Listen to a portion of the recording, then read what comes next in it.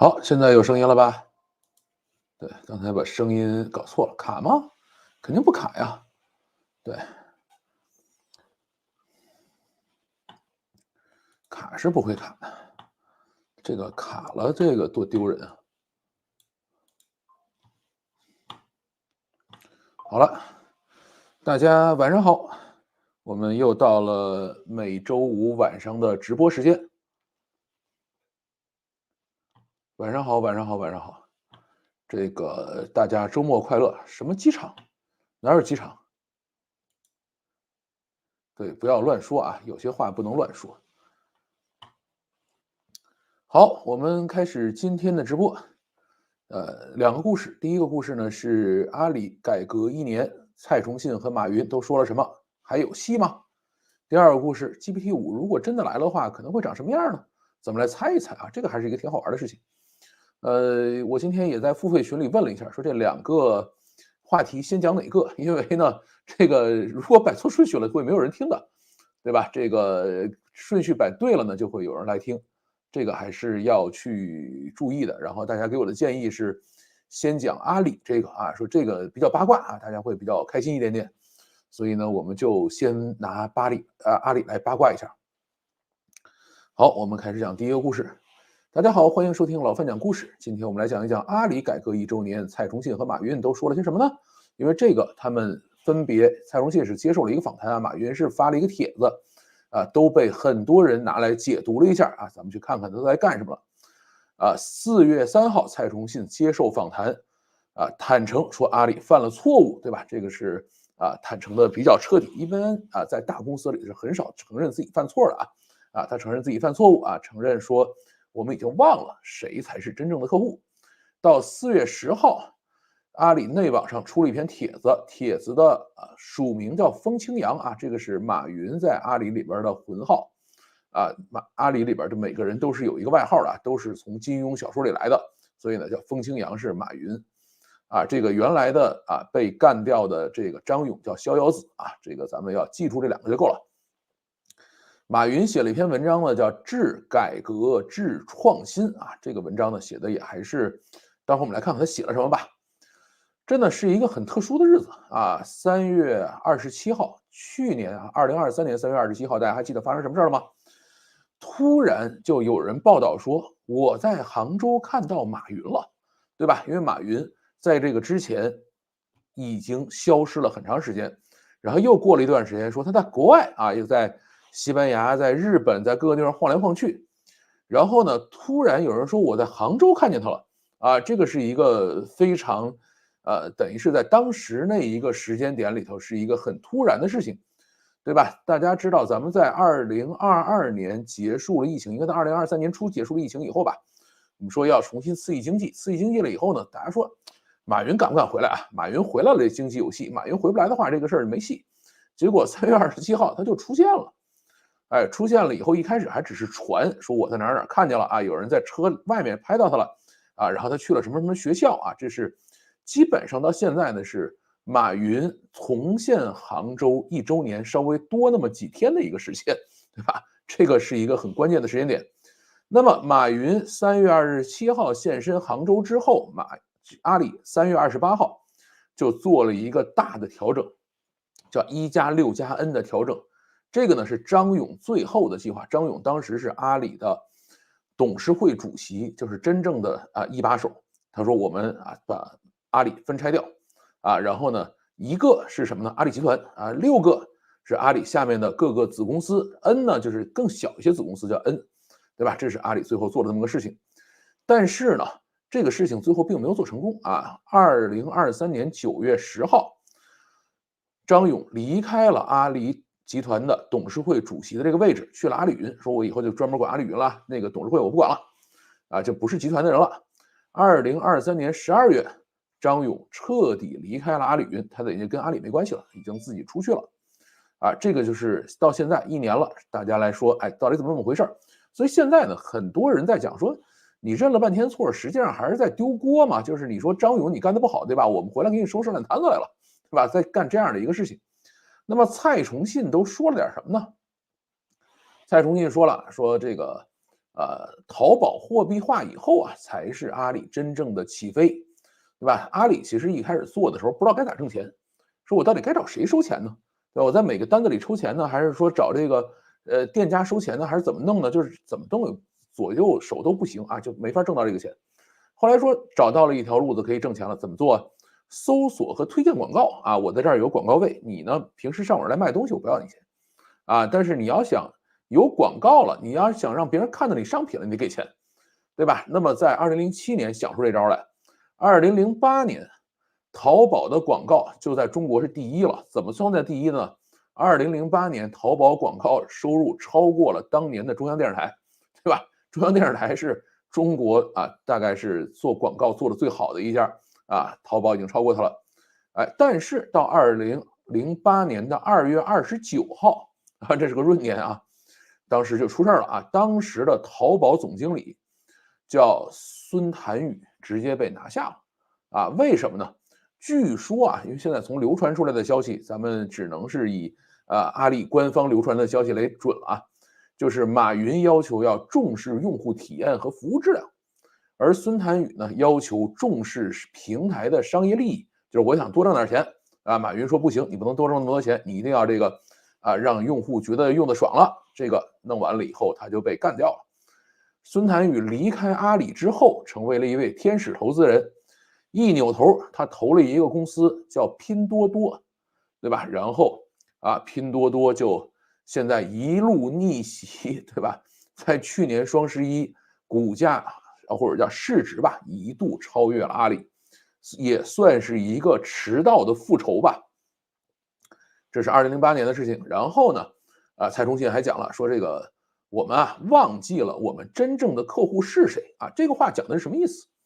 阿里真正的客户到底是谁，对吧？这个大家有没有想过这个问题？阿里的口号叫天下没有难做的生意，而阿里真正的客户是给他钱的人，对吧？谁在给阿里钱？我们在阿里买东西的时候，在淘宝买东西的时候，我们给阿里钱了吗？其实没给啊，我们给的钱都是给到商家去了。真正给阿里钱的人是卖家，对吧？不是我们这些买家。而且天下没有难做的生意是对谁说的？是对这些卖家说的。所以阿里以前真正的客户不是买家，是卖家，它是个平台方嘛。你总要服务好一头，或者说你在两边去平衡的时候，你到底偏重哪一头，对吧？以前商家才是真正在阿里财报上写数的那个人啊，我们不是的。然后在和拼多多的竞争过程中，发现不对了拼多多买家才是真正的客户不是卖家，对吧？在拼多多里头，你看光一个仅退款，多少卖家都恨得牙根痒痒。我们只要用户用得爽这个商家你爱卖不卖，咱就这样了，对吧？他搞了这样的一个事情，所以现在蔡崇信说了我们现在也要想清楚，买东西的人才是我们真正的用户这个卖东西的人，这个卷去吧，你们就对吧？你们自己去卷，跟我没关系了，对吧？他搞了这样的一个事情。大家注意抖音最近也在卷这个事儿，都卷什么呢？叫比价。就是如果你在这个抖音直播间里看见一件商品，你点进去了，我前2天看了一件 T 恤卖100多块钱，我觉得还可以长得也挺好看的，对吧？这个100多块钱对于我来说也还 OK 嘛。然后点进去，我正要买呢，说比价，说有一个一模一样的商品卖38，我说那这事儿我就买38的呗，对吧？它就会变成这样这就是用户才是，就是买东西的人才是真正的客户。然后呢，他也讲到了说我们面对的真正的这些竞争对手第一个是拼多多，拼多多呢就是提升买家的体验这个而且是要做价格战，这个是蔡崇信去讲的东西。另外一个讲的是什么呢？就是内容电商内容电商讲的一个是小红书，小红书呢现在已经实现盈利了2023年开始挣钱了。然后呢，它走的也是广告货币化这条路，而且走的比阿里还要好。为什么呢？因为阿里呢其实是个竞价排名系统，就是打完广告以后，最终的目的是要把东西卖掉，对吧？那么在这个过程中呢，到底要打多少广告？因为它离这个就是这头打广告、转化，然后承担这个最后再交付，整个这个过程特别短那么大家就不会去做一些比较常见的广告。而小红书呢，它本身变现就很烂，就是卖东西卖的也不怎么样。所以很多大的品牌愿意在上头打广告，对吧？我打完了以后打一些品牌认知性的广告这个小红书就挣到这笔钱了。阿里其实比较难挣到这笔钱然后另外一个内容电商是谁呢？就是抖音啊，抖音也是做内容电商啊。这个蔡崇信说，你看直播电商是我们先开始的呀，抖音是后来者呀，对吧？但是现在抖音在这块后来居上啊，他也在想说我们怎么去跟人竞争去，这就是蔡崇信讲的东西。然后马云都说了点什么呢？哎，马云讲的东西呢，叫做第一，肯定了改革的成就啊，这个说蔡崇信这帮人回来啊，把张勇干掉啊，这个做的改革都是好的啊，这个第一件事要搞一下。第二个呢是要回归客户价值，等于他说我再强调一下啊，我们的这个第一客户是这个是买家啊，不是卖家，不是商家啊，为什么呢？你要去跟拼多多竞争，你就只能是面向客户啊，不能面向商家。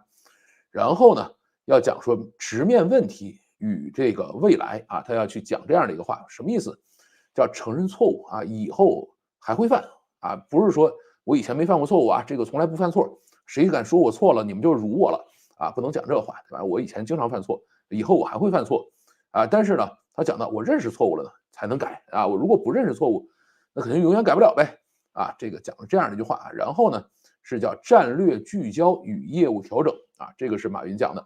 这个话呢，就要比这个蔡崇信在外面接受访谈讲的要直观的多了。这句话什么意思？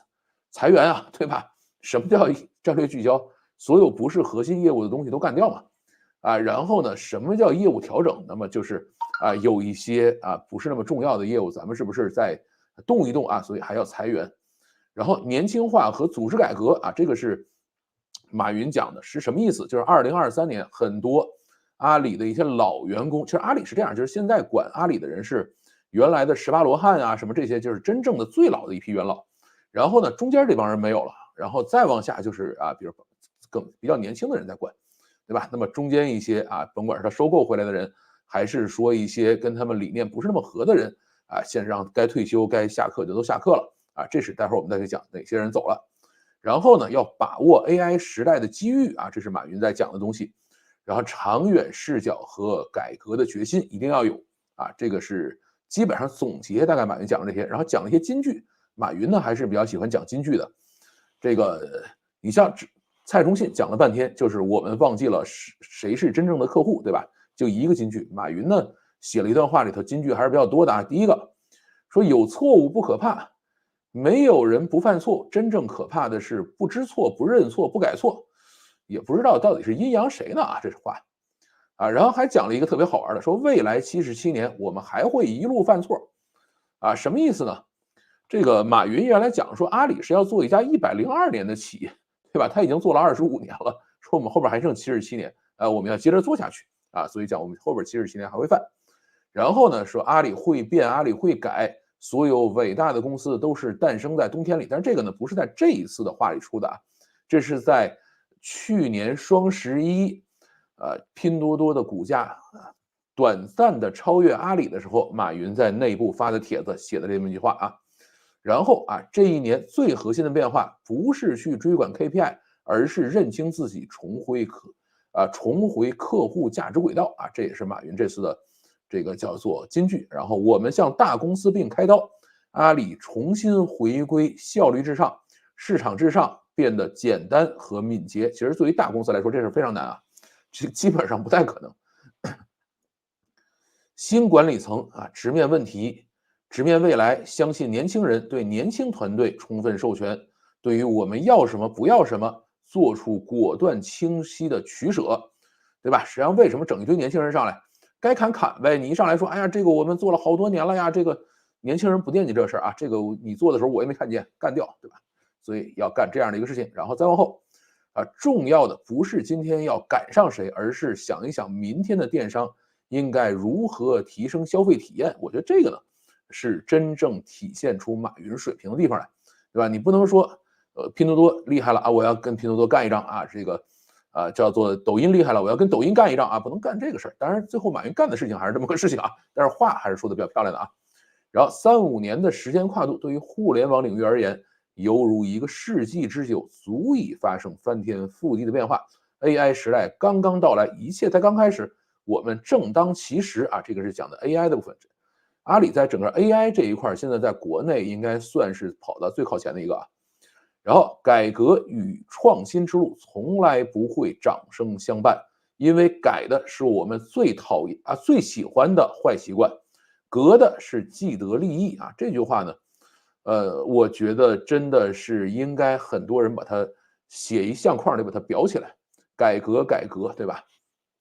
改的是我们最喜欢的坏习惯，革的是既得利益。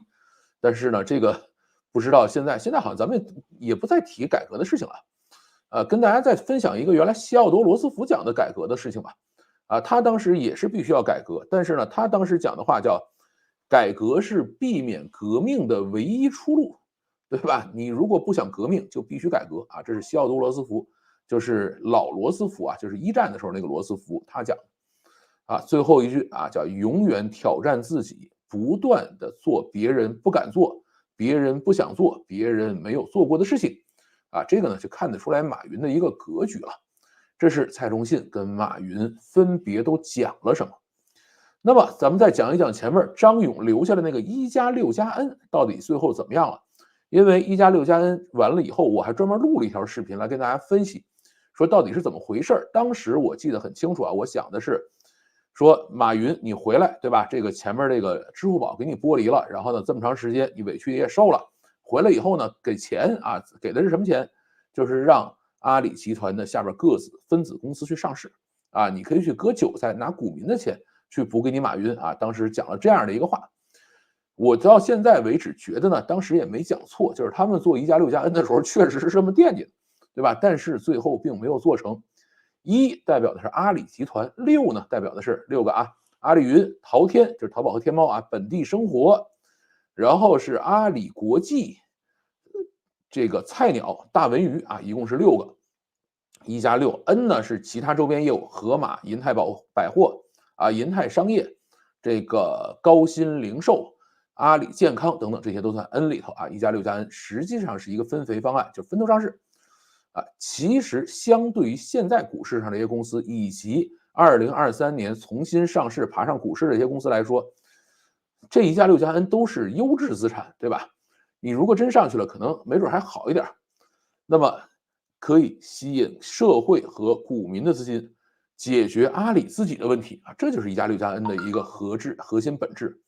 阿里呢将彻底变成一个财务控股公司，就是阿里集团在上面说我每一个公司我都控股你，然后呢我就不再进入到具体业务里去了，是吧？这个各个分支机构呢都会真正的当家做主。大家要注意就是你一旦真的把它拆出去了以后，说你没有靠了，你必须要靠自己了这些人才是说我站起来了，对吧？如果说上面还有一个爹看着你，对吧？那么他们还是说我要等靠要，我要去抱大粗腿这个事是长不大的永远出不了家门。那么主人翁意识呢，在做企业的时候其实是非常重要的，对吧？你当一个企业的时候，这上面还有老大呢，那谁去做主人翁意识，对吧？你这个叫不臣之心，对吧？这事是不行的。所以张勇当时设计这个思路以后，就是说大家都拆完了以后各活各的，想活的活，该死的死你如果活不下去，你就死了，我也不管你了。把阿里拆了以后呢，交给市场去验证，看谁能活下来这个1+6+N呢，但是最终是失败了。怎么叫失败法呢？到目前为止，没有任何一家企业成功上市，对吧？阿里云原来是说第一个要去上市的，因为这个张勇离开了阿里集团董事会主席的位置以后，说我先去阿里云待着去我那边先上市，我先分那笔钱。因为大家注意，每次上市的时候，大家是可以分到钱的，对吧？到那儿以后，2023年5月份，阿里云呢进行了资产重组，就已经准备去 IPO 了。但是到2023年11月，突然宣布放弃不做了。理由是什么呢？理由是美国芯片禁运，对吧？我要做 AI， 然后我要去买这些芯片，结果你禁运我了。这种理由成立吗？其实不成立那真正的理由是什么呢？一方面可能是说现在估值上不去，对吧？我认为应该值多少钱，现在不值那么多钱。第二个，阿里云其实是一家国际公司，就是它有大量的机房压根就不在中国它有很多机房在海外的。然后第三个，你这种公司一旦上市了以后，你要把报表拿出来给人看，对吧？你中国的机房里头可能也跑着好多 A100、H100这种卡，你到底哪来的？这事儿你说不清楚，对吧？这个事儿是，所以阿里这公司最后没法上市，撤回了。菜鸟5月份宣布要上市，而且呢，菜鸟是实实在在的提交了上市申请的。2024年3月份啊，也就是刚刚过去的上个月，撤回了上市申请，说我不上了。阿里认为现在上市无法凸显菜鸟全球电商物流领先企业的内在价值。这话什么意思？就是你们给我的估值我不满意啊，就这么话。而且大家注意啊，菜鸟也是一家国际化公司，它有很多的业务是在海外的。这种国内有业务，国外有业务的这种公司，其实是很麻烦的啊，你没法上市。盒马2023年11月16号啊，正式宣布暂缓上市。原来他也是去交表折腾了半天，最后不上了。说什么呢？市场环境不好，估值不达预期。阿里希望盒马能够估值到60到100亿美金啊，但实际上，据传闻啊，只拿到了不到40亿美金的一个估值。那么阿里说不乐意了，说我们先放着放着吧。然后呢，盒马盈利也有压力，盒马是不挣钱的啊，亏钱的。然后业务现在干脆停下来，慢慢去调整吧。这个对于张勇来说呢，他设计了一个什么呢？设计了一个叫夫妻本是同年了，大难临头各自飞的这么一个格局。但是呢，这条路现在没有走通，那么只能继续抱团取暖啊，做内循环啊，干了这么一个事情。那么阿里现在面临的问题是什么呢？第一个叫大公司病啊，大公司病，什么叫大公司病啊？你说这些宰相门前七品官啊，这个很多人这个脸难看事儿难办呀，什么这个叫大公司病吗？也算啊，但是呢，这个不是大公司病的一个本质。大公司病本质是什么呢？本质是前期发展太快了，对吧？然后呢，导致很多的制度和体系呢，并没有完善的建立起来，你这公司一下就长了一个很大的一个公司。那么在这个过程中，咱们用一个程序员的说法是什么呢？叫史山代码堆起来了，对吧？大量的很垃圾的这种制度，很垃圾的人，对吧？很烂的这种管理的方法都堆积在这儿，但是呢，并没有影响到阿里集团越变越大，对吧？这个在巨大无比的一个阿里集团下面，你已经没法找到，哎，这个地方不太合理，我把它改一改；那个地方不太合理，我把它改改，没办法了，啊，没法排查到底哪儿有问题，也没法去调整和替换，都没法整，啊，这叫大公司病，对吧？而且在前面疫情之前，阿里还在快速的扩张和膨胀，那么这些史山代码或者说这些有问题的零部件啊，这些规章制度，这些内部比如说一些靠人质管理的东西，它还会继续留在里面，对吧？你这个人在这儿，他就没有任何问题可以继续做。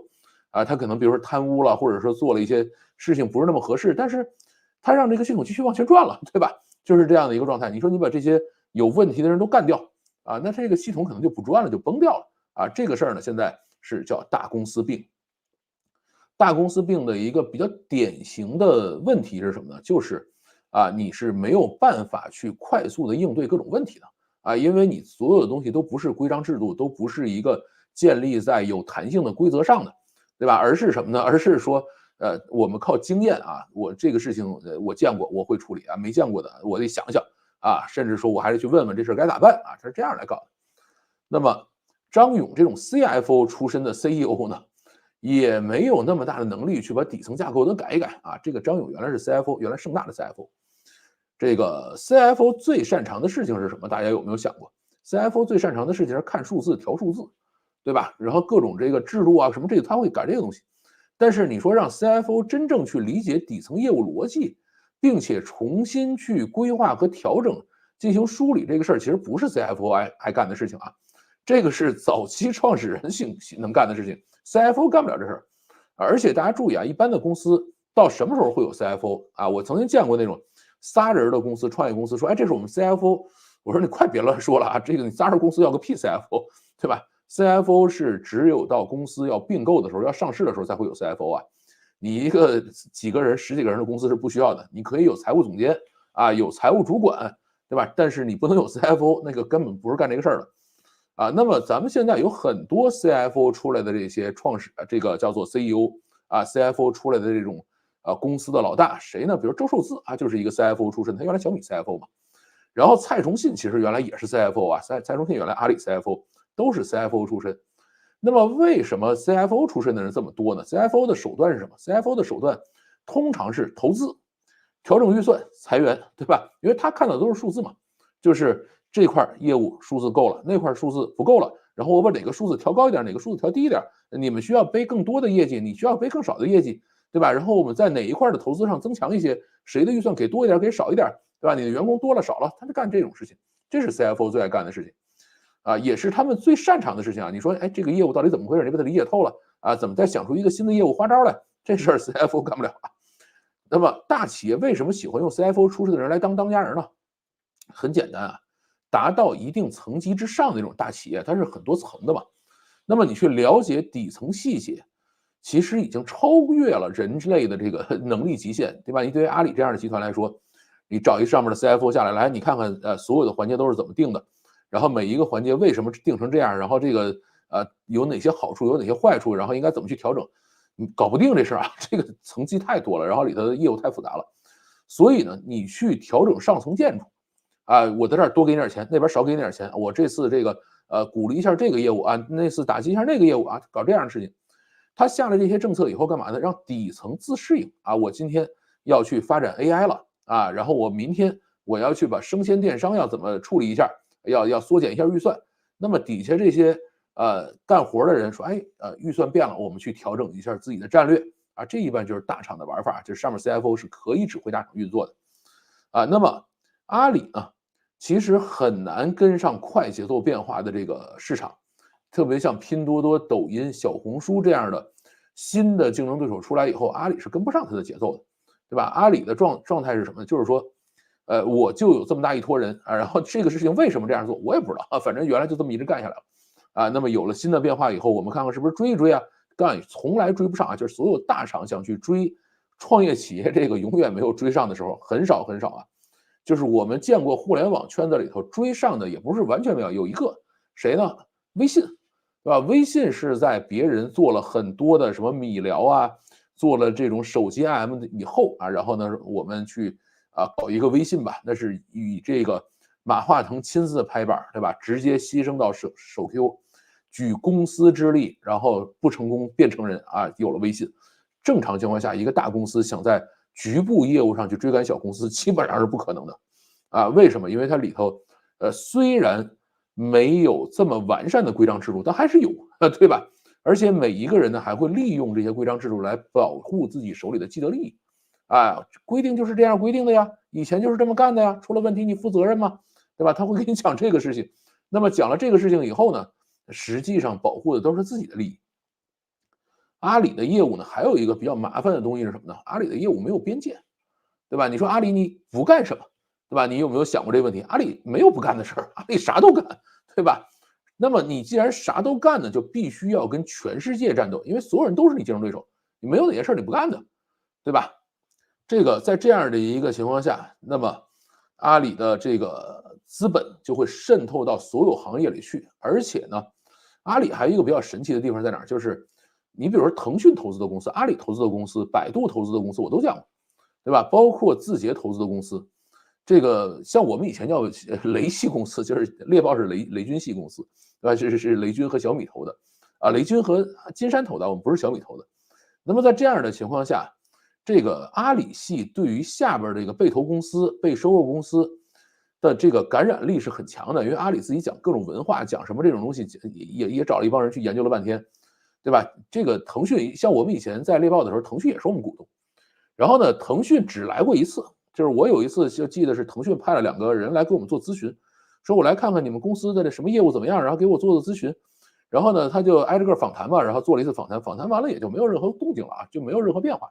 然后这些人就走了。就是腾讯一般投完了是不管你的，阿里投完了以后真管你，对吧？这个事就很麻烦。他第一个管完了以后呢，还说不停的说，哎，你要到阿里来呀，然后阿里有很多资源你要去用啊。然后这些被阿里投资的公司呢，也很容易染上这个极强的阿里病啊。怎么染？我想去抱大腿啊，阿里里头这么多资源啊，我要去卖东西，我要去做各种东西，对吧？他有很多这样的问题在里头。然后以阿里系企业为荣啊，就所有被阿里投资的企业都会有这样的想法。然后阿里人呢也会被这种地大物博的虚假繁荣所影响啊，说老子可厉害了，对吧？厉害了我的国啊，有这样的一个情况。然后阿里还遇到了一个什么问题呢？就是大环境有问题嘛，这个事儿大家其实都知道，对吧？懂的都懂。资本市场疲软，前面1+6+N 没有任何一家成功上市的原因也是资本疲软啊。如果资本市场1级市场、2级市场相对来说活跃一点，你不需要活跃到疫情前，你只要活跃到疫情期间那个状态啊，它可能都有1、2个能够上市了啊，结果到最后啊，一个都没上去，对吧？折腾到最后说我们全都放弃了，不玩了，对吧？第二个是地缘政治紧张，因为阿里其实有很大的力量是在海外的，像什么 Lazada，它在海外投资了各个国家的支付系统、电商系统，投资了一大堆，对吧？那么在这样的一个情况下，你现在地缘政治紧张啊，你上市也没法上啊，各种的，你可能很多做完了以后，你还要剥离阿里资产，否则他自己在当地也会受到一些影响，所以这块他也很麻烦。而且呢，还有就是全球购买力其实在下降，在消费降级，不光是中国，全世界都在消费降级。那全世界消费降级了以后，谁好了？Timo 好了，对吧？拼多多又赶上了，阿里就没赶上这一波。那么阿里还干了一个什么事儿？就承受了非常非常多的舆论关注。这个对于阿里来说呢，也是一个很痛苦的事情。你像现在啊，蔡崇信出来接受个访谈，马云发了个帖子，对吧？整个社会，整个这个叫做互联网圈都在解读。你看我现在也在这蹭这个热度，对吧？这种热度其实阿里是不想要的，对吧？像马云以前厉害的时候，对吧？他才会去这个说我要这个挟大势，可以做各种事情，他希望能够有这个叫什么呢？希望能够有更多人关注他。但是现在呢，他们希望偷偷藏起来啊，这个我们好好的把这事儿干完了就完了，你们不要来去这个叫什么呢？不要来去这个关注我啊，这个是阿里现在遇到的问题。那么阿里的处理方法是什么？就过去这一年，对吧？你看2023年的3月28号到今天的4月10号，马云去发这个内部信，对吧？致改革、致创新这样的信，对吧？那么这一年都干了什么？第一个裁员，对吧？向市场输送了2万个人才，相当于阿里所有员工数的10%。而且在这个裁员的过程中呢，阿里这个本来是说我要100把他们都裁掉，最后呢形成了一定的社会动荡，然后被政府约谈，说你不能这么干。那么阿里就说那我就不这么裁了吧，我就把这些人先留下来，对吧？然后一个一个慢慢裁，然后我让每个礼拜裁掉的人都这么多，所以他们这2万人是基本上平均在去年的4个季度里慢慢裁掉的，对吧？然后到包括今年的1季度都在一直在裁员啊，就一直没有停下来。然后呢，2023年的5月和2023年的11月，阿里还做了2次关于裁员相关的辟谣，说我没有裁员啊，但是你是个上市公司，你是要发财报的，你有多少员工数在财报上是要写的，对吧？大家谁也不傻，每个季度你都要发的，所以大家数啊，这个季度少了3000人，那个季度少了5000人，下个季度少了7000人，他每年大家会数的，你没裁员，你在这儿这个什么，对吧？这个去讲这个什么我没有裁员啊，这个人哪儿去了？2万人哪儿去了？那么人员呢，肯定是在不断的流失啊。这个你说我们会不会再出现一些人啊离开了以后，比如像张勇这样人离开了以后，又一回首再摸出个这个投资一个像拼多多这样的对手出来，很有可能啊，对吧？张勇离职了以后也是出去做投资去了吧？跟前面咱们讲的把这个淘宝总经理干掉了以后，人家出去投了个拼多多回来，这个事儿没有任何区别啊，所以这个有可能还会有变化，而且阿里现在干掉这2万人，可能也都在四处，甭管是创业也好，还是做各种事情也好，因为他们很多很高层的人裁掉了，那么这个后边可能都在给这个就真的叫一经落万物生了啊，可能会生出很多奇奇怪怪的东西出来。那把这个老人干掉啊，这是前面讲普通员工裁员啊，这个老人2023年9月30号。把这个 P4 到 P8的级别调整成14到28级，然后 P8 以上的 P9、P10、P11、P12、P13什么的，通通干掉，以后没有了。P8 以上的级别取消，然后都算成行政级别，直接进行任命就完了。啊，这个就给处理掉了啊。这些原来比如说升级升上去的这些人处理不了嘛，直接干掉。然后河马原来的掌舵人叫侯毅，直接退休了，你退休吧。我们找一年轻的人上来处理这个事儿。现在盒马好像很多店在关啊。然后呢，阿里本地生活的董事长兼饿了么的 CEO 于永福卸任。于永福是他收购进来的啊，这个原来是 UC 浏览器的，我印象里是啊，直接干掉啊，叫卸任吧，咱不能说干掉啊，这个事儿不太礼貌。高德地图高层年轻化也是在调整。然后高鑫零售啊，鑫是3个金啊这个字儿。高鑫零售的 CEO 林小海卸任啊，找个年轻的上来啊，把所有老人干掉。然后准备在各个市场上赤膊上阵，真刀真枪的拼，低价对战拼多多啊。拼多多其实跟阿里是完全两个不同的玩法。拼多多是一个非常精密的机器，它把流量里头每一个价值、每一块流转的过程都算得很细啊，这是拼多多的玩法。阿里呢，其实是一个相对松散的市场，就是我给一个市场，你们自己愿意买广告就来买啊，不愿意买广告就不买，然后我就告诉你说我的排序算法是这样，你就自己用就完了，对吧？战胜拼多多呢，其实按道理说不应该是依靠把自己变成更精密的机器，而应该是什么呢？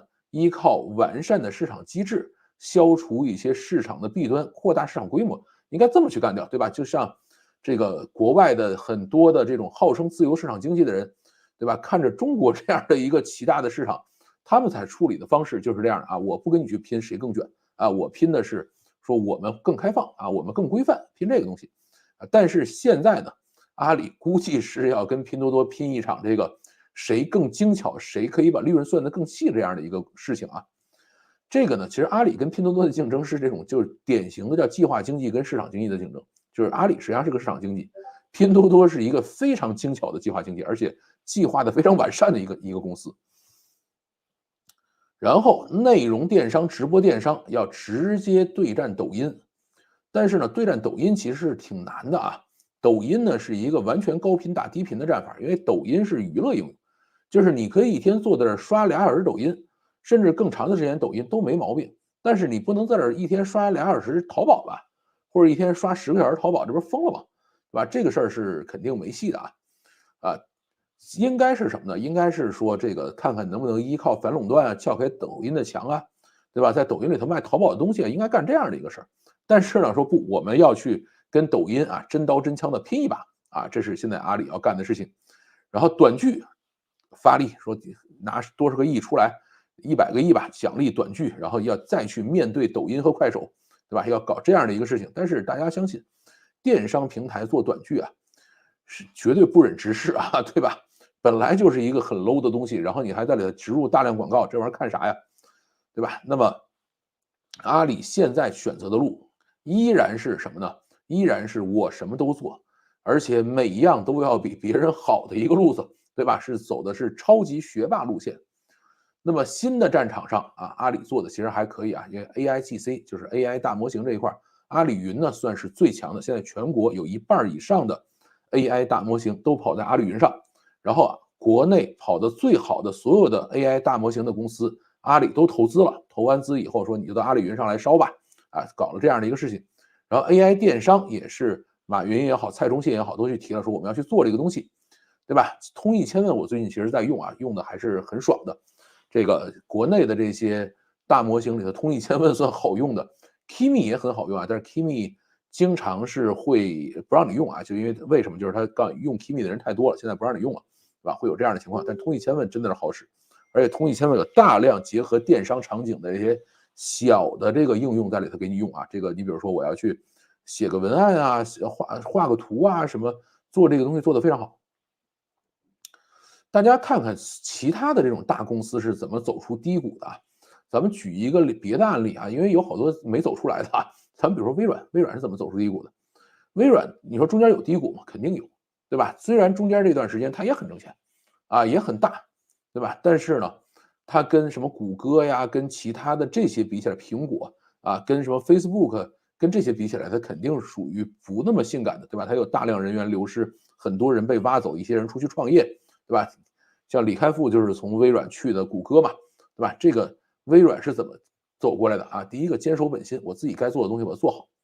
然后第二个呢，就是虽然这个不再是世界的中心了，但是呢，反正我自己的东西我做啊，这个还要干一个什么事儿呢？就是要跟大家化干戈为玉帛啊，从这个气吞山河的霸主变成可以和所有人合作的合作者，对吧？从革命者转换成正常的商业参与者，这个是微软这些年来干的最成功的一个事儿。从掀桌子的人成为桌子上正常吃饭的人，对吧？原来微软说我是不跟你们兼容，你们兼容了我的东西以后，我的这个市场占有率会下降。但是你现在看，微软的 Office 有 Mac 的版本，有 iOS 的版本，有安卓的版本，对吧？微软的包括 Edge 浏览器什么，所有版本也都有。微软做所有东西都是我都所有版本都出一遍，对对吧？现在还跑去那个什么，这个叫做 Facebook 那边去做这个Quest 眼镜，说来我给你的 Quest 眼镜上加个 Office 吧，还可以干这种事情，对吧？以后这个 Vision Pro 上应该也会有 Office，对吧？微软现在说我挣我该挣的钱就完了，我不再去靠我自己的这种垄断地位啊，我要跟所有人去叫板，我要跟所有的仗都要打一个，不再干这个事儿。那么在这样的一个过程中啊，积累了足够的现金，坚持做云，坚持做移动，对吧？做完了以后，终于等到了 OpenAI， 对吧？然后 OpenAI 来了，你看他手里有足够的现金啊，这个别人其实手里没有那么多现金啊。然后呢，基础又异常的坚实，最后一飞冲天啊，这是微软翻身的一个过程。那么阿里到底能不能走出来呢？大家要看啊，这个阿里现在走的路其实跟微软那条路是不一样的啊。微软是说，哎，我跟你们所有人合作了啊，咱们就这样。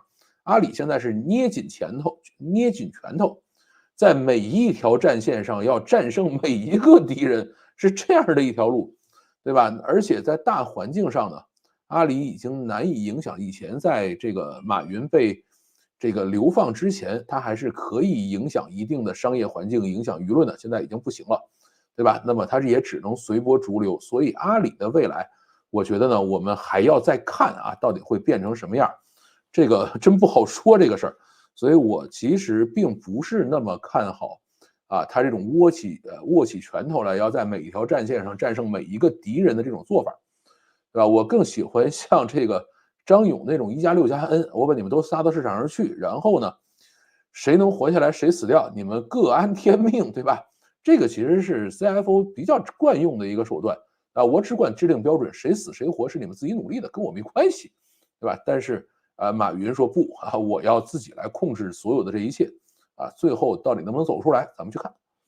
好，这就是我们今天讲的第一个故事啊，43分钟，看看有什么评论。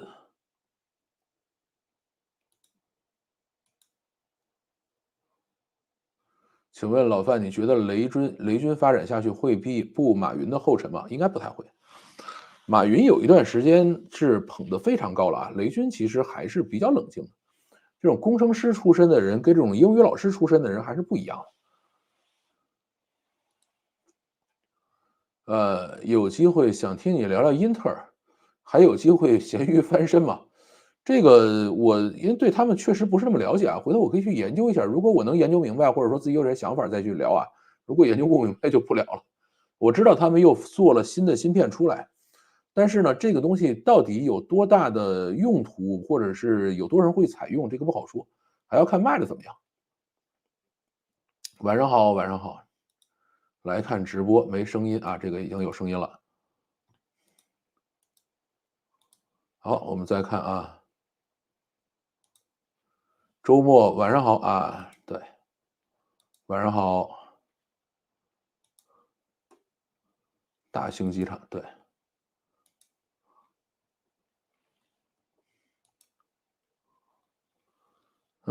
还是先讲马爸爸好，是的，讲马爸爸现在就有这么多人了啊，这个 GPT-5还是 Q-Star 啊，这个 Q-Star 其实到底是什么无所谓了，就是它内部的这个版本号不那么重要。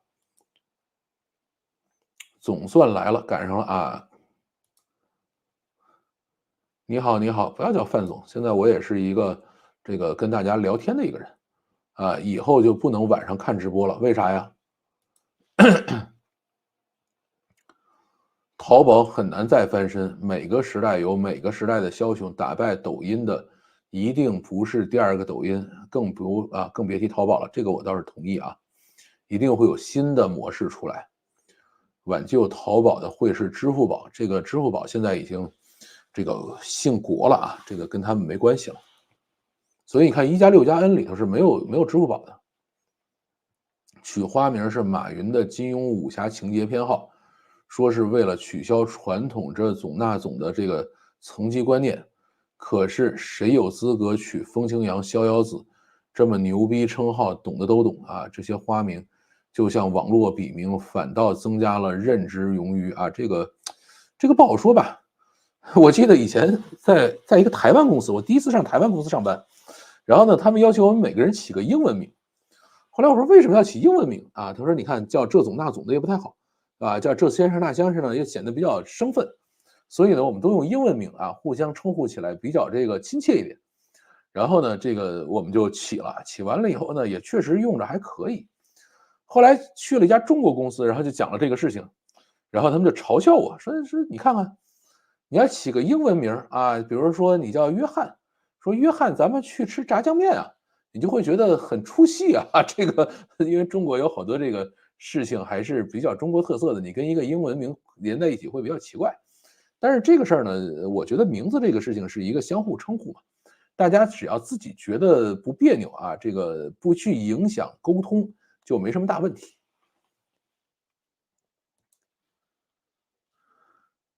马云和蔡崇信可以挽救阿里了，这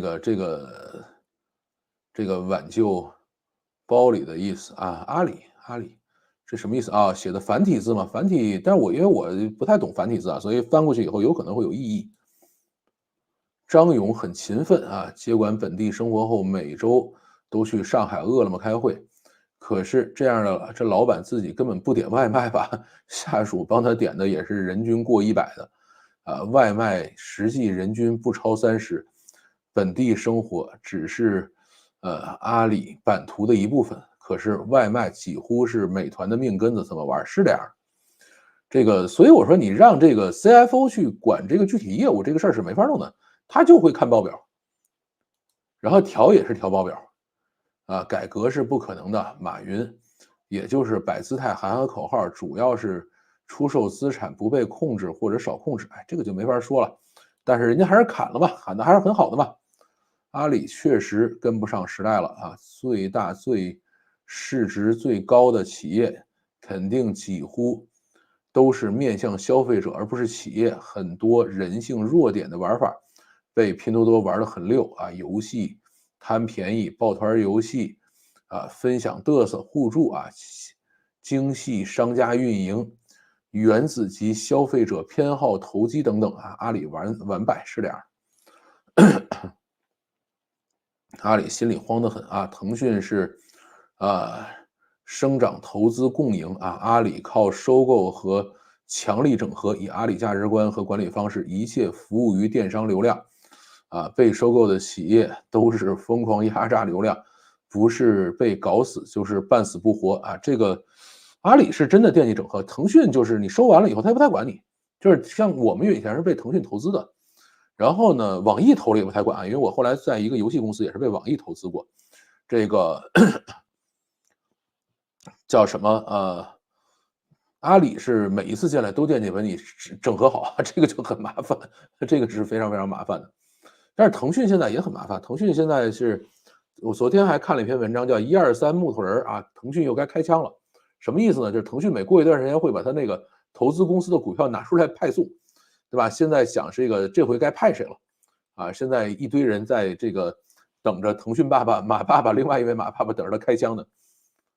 马云在海外不如搞政治，毕竟有这个他要搞这个，他国内就甭混了啊。当然啊，在定于一尊的新时代舆论环境下，天生活跃且乐于布道的马云，光环极度耀眼，与日争辉，遭到打压也是衰败的重要原因。如果马云还可以到处演讲、高调社交，他的号召力能够集各种资源，是的，商务外交能力，马云绝对是中国天花板。对，因为以前一些阿里的人就跟我讲说，很多的国外的这些总理啊什么跑到中国来，第一件事不是到北京，先去杭州见马老师，对吧？跟马老师聊完了以后再来北京，对吧？都是这样的，这个就有点过分了，他这个这个为老共服，这很正常，我们肯定都得听党的。阿里本来就是靠着政治局高层关系起来的公司，回收国有也是必须的啊，这个就不知道了，这个是一个阴谋论了。老范能不能讲一期针对 A 股的新国九条啊？上次过年割肉那期，我听了不下300遍，我天，300遍这个有点过分了啊！新国九条我是看到今天出了啊，今天刚出，回头我去研究一下。但因为我自己不太炒股票，而且以后也不太碰 A 股了，所以我就没那么关心这事儿了。啊，你让我研究这个东西，我得有点动力，我现在属于这个完全没动力。这个互联网有巨大的绑定效应啊，微信人际关系绑定啊，阿里交易商家和消费者绑定，以及扮演可信的仲裁者。其实电商绑定没有微信绑定那么强啊，这个而且以后呢，大家不希望你绑定，特别像抖音，你说你绑定吗？抖音你关注他的人，你会看到他的节目，你也可能不会看到，对吧？你不关注的人，抖音也会推荐给你，所以后边其实大家不希望你去这么绑定，因为你不绑定了以后才可以干嘛呢？才可以进行流量的再分配。哎，只要有流量分配的过程，这个平台就可以挣钱，对吧？它是这样的一个玩法。这个至于先行者优势这个事儿怎么说呢？啊，这个确实是有这样的情况了。晚上好，晚上好。裁员不奇怪，末位淘汰是企业保持活力和竞争力必须坚持的，呃，运营原则。好吧，这你也就是在中国可以讲这话，你到日本讲一讲。啊，过去2年，我逐渐从淘宝转向拼多多，淘宝的逐渐没落是可以预期的。淘宝客服像笑话一样，我17年，快20年的淘宝客户存在。这个拼多多售后有力明快多了。是的，淘宝的客服是在抹稀泥，对吧？因为他真的说这个东西谁有责任谁没责任，对吧？他是说不清楚的。而拼多多的客服就是说来仅退款，对吧？他给你玩这个。从吸引年轻客户的角度上，高德确实不如百度会玩。是的，我也比较喜欢百度地图啊，百度有很多年轻化的语音包。而且还有民间的，而高德只是找一些四平八稳的老资格明星做语音。哎，这就没法说了。看好拼多多。西湖杭州西溪的房价还有很大的下降空间。是的，从前几年啊，淘宝双11的玩法和规则就越来越复杂，就可以看出它内部效率有多低。这个真的没办法，它只能是你不复杂，大家就没有玩法了。纯粹是为了混工资而弄出来的东西，倒不是叫混公司吧，就是它也是叫做 KPI 嘛，你也有 KPI 嘛，对吧？老范回答一下，为啥暴雪的考迪克一旦收购了 TikTok，为啥会惹得人神共愤，对吧？考迪克呢，其实也是一个挺成功的 CEO 啊，不能说他这个，但是他是这样，就是说，他属于叫赚钱机器这么样的一个人啊，就是这件事情更赚钱他就去做，那段事情不赚钱他一定不去做，他是这样的一个人啊。那么你如果让 TikTok 这样的一个本身有一定调性，然后有很多的这个社交，有很多的社区属性在里边的东西，到一个纯赚钱机器的一个手里边。啊，那这个就可能会闹出很多天怒人怨的事情来，对吧？这个就会很吓人。啊，比如说有一些他觉得不是那么这个挣钱的事情，他咔嚓给你砍了。啊，挣钱的事情其实开始让你多干点，他就完全看报表的一个人。阿里抽税模式挣钱，拼多多是一家工厂，阿里估计很难。我也感觉阿里追拼多多基本上没戏啊。这个老范怎么看大厂的产品经理？这个大厂产品经理呢，也要看是阿里的、是腾讯的还是哪儿的，啊，这个差异很大。阿里这种平台模式其实没什么护城河，当年能正向飞轮起来，未来就会死亡螺旋崩溃。护城河还是存在的啊，这个事儿肯定是存在的，至少那么多的卖家，那么多的交易量还在那上头，对吧？而且它其实本身这么多年来积累的技术、积累的所有这东西，其实还是不错的。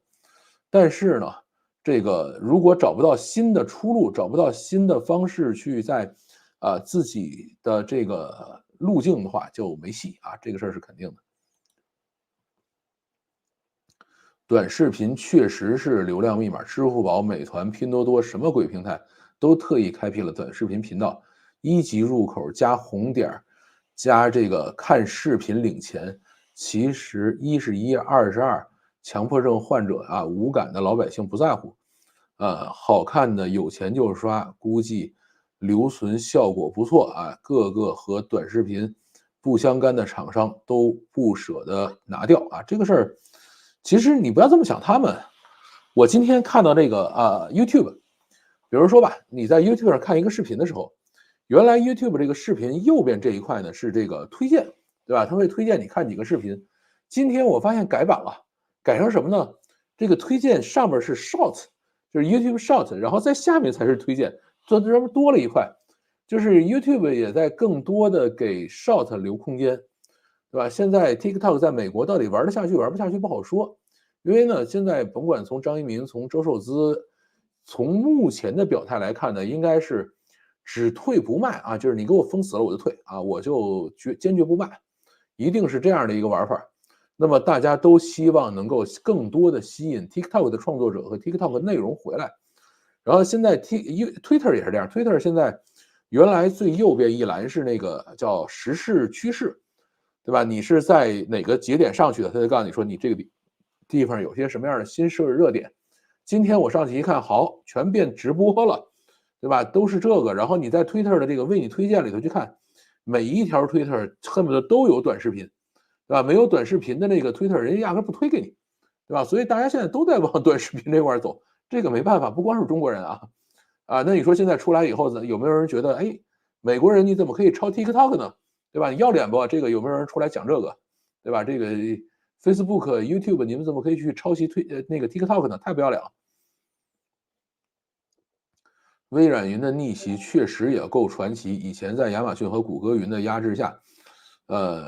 突然借着 AI 就借势翻身了啊！这个其实还不是，就是微软云呢当时是第二大云啊，就第一是亚马逊，因为它起得太早，这个没什么好说的。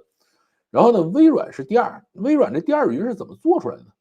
啊，这个特别有意思，因为我跟微软云在国内的代理，然后跟这个谷歌云在国内的代理，跟谷歌云在国内的这个一些负责人都聊过这个问题啊，就是他们这个从他们那个业内的角度跟我分析过这个问题。就是亚马逊呢，那时候太早啊，这个就是我反正有一东西你爱用不用啊，就这样了。然后微软呢是做这个什么呢？微软是做这个客户服务的啊，做 SI 是系统集成，做很多这样的事情。所以呢，微软有一大堆销售，然后下头还有一大堆的这个系统集成商，就是围着微软去干这个事儿的。然后呢，这个真正的大企业还有这些政府机构，他们是不会自己去买个云，自己把系统搭上去的，他们需要系统集成商给他服务。啊，而且真的是要交钥匙工程，是要手把手的服务，要搞这样的事情。那微软云下头是有完整的这套东西，而且微软的这个销售也是有很多的，而且他们会配合这些系统集成商或者微软这些代理商一起去做打单啊，一起去做这个一些工作，对吧？那么这个呢，就是其实吃掉了非常大的一块份额，甭管是在海外还是在国内，微软云是靠这玩意儿起来的。然后谷歌云呢？那谷歌更是一个叫自助型服务，对吧？我就放这儿爱使不使的这么一个公司，所以谷歌想推它那个AI 什么的 TensorFlow 想推这玩意儿，其实推的可费劲了，对吧？现在 Oracle 也在那儿推云，Oracle 云是推 ARM，对吧？这个因为Oracle 云现在是可以免费领啊，大家可以去领一台主机回来玩玩。但是有多少人会领回来玩这东西？那个东西不是没有一点程序基础的话，你领回来没法整的。IBM 现在到底在干嘛？尤其在大陆，还在做很多的系统工程吧，还在搞这个事情。但是我跟他们也是好久没见过这帮人了啊。我对阿里未来很悲观，阿里以前是独家优势，电商和支付，结果没有保住，未来更只能会更差啊。而且阿里和拼多多都去抢海外市场，但阿里确实是失败的啊，也比拼多多差了一个等级。是的。这个我觉得反正阿里正常的就是我个人觉得，阿里应该怎么做呢？就还是应该完善它的市场规则啊，把一些有问题的点改掉，剩下就是不断的扩大规模就完。啊，其实没必要去跟拼多多拼这种叫做谁玩的更精确这个事儿啊，谁玩的更精确这个事儿，它总是有极限的。就是为什么市场经济有时候这个在短期内或者在某一个局部会输给计划经济，对吧？但是呢，在长远的角度来看，这个我们不知道啊，应该我们现在也是市场经济嘛，社会主义市场经济嘛，对吧？市场经济最后还是会胜利的。金蝶也是英文名这个规矩啊，这个我还真不太了解，没在金蝶混过。作为一名消费者，开箱 AliExpress 必拍视频，保留证据。客服其实解决不了什么，难为他们了。开 Timo 简单多了，这个有问题立刻全额退款，还不需要退货，当时就惊掉下巴了，这个多好啊，对吧？壮，咱们中午去吃卤煮吧，啊，再加点炸灌肠，是的，这多爽啊！这个阿里看得见的竞争对手是拼多多，看不见的竞争对手更可怕，干死拼多多的连王峥啊、黄峥啊都不知道是谁啊！互联网就是这样吊诡，是，但是我觉得或者说大概普遍行业认为吧，下一个有可能干掉他们的应该是 AI 啊，所以阿里现在说就别的怎么样不管了，我就死守 AI。对吧？AI 一定要这个把所有钱都扔进去。老范可以看看蔡崇信这个月初接受阿里的大股东挪威公司的英文访谈啊，听听他公司未来的看法。对这个，我看的是他的一个翻译稿，应该是应该是同一天的，4月3号的嘛。试过 U 屌了吗？这个是什么东西啊？没试过，貌似比 Suno 强很多。我对于音乐还是这个有一定挑剔的啊。索尼、任天堂这类老公司，这个老年公司为什么照样可以船大难跳头的问题啊？照样也有这个，然后他们还穿过了低谷。这个给他讲一下索尼吧。索尼是这样的，就是索尼呢，它其实现在已经不是当年的索尼了。当年的索尼也是怼天怼地怼世界的啊，就是什么东西都要，然后到美国全都要买，对吧？是这样的一个公司。啊，他认为他自己应该是一个巨型互联网公司，对吧？或者说可以跟所有人都战斗一下的，跟谷歌跟所有人都要去战斗一下的一个公司。然后经历了日本的停滞30年，经历了很多这样的事情以后，现在索尼变成了什么呢？变成了一个很小巧的专业公司，对吧？他做的东西现在就是电视、相机、游戏机，然后可能还有一点点音响。啊，其他的索尼娱乐剩那一小块啊，其他没了。然后呢，它就等于是龟缩了，对吧？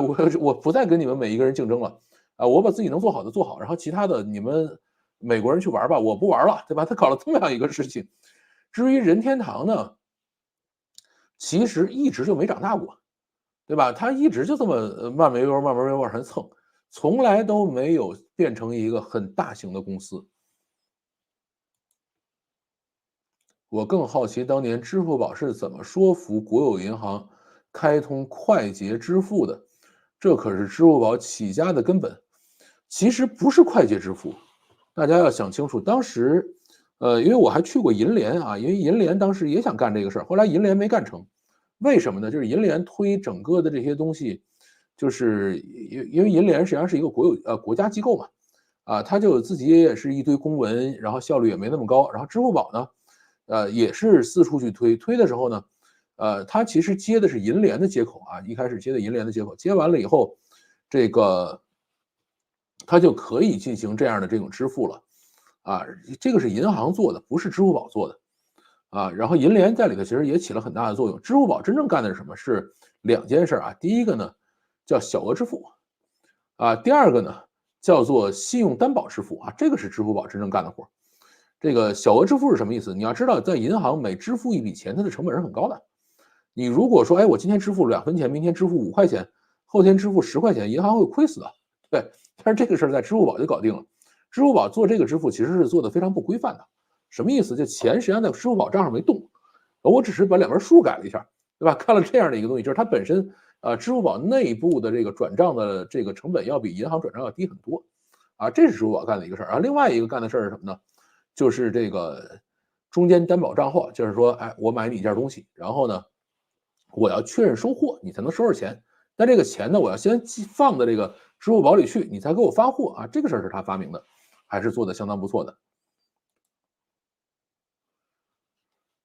不过我们公司白左前同事常常问，为什么你们不用自己原先的名字？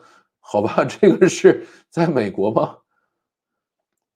中国4大骗局：股市、社保、这个保养、保修、养什么不敢说了啊，这个不知道。哎，中国骗局多了，先点赞啊，然后开车听。好的，你问问老外同事，中文名字他们能溜的念出来吗？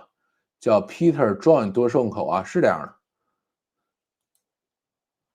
其实你就想这个，如果你自己心里没有任何问题，我们去起一个当地的名字也没什么毛病，对吧？你像老外好多到中国来也会起一个中文名字呀，对吧？我们也没觉得有什么问题。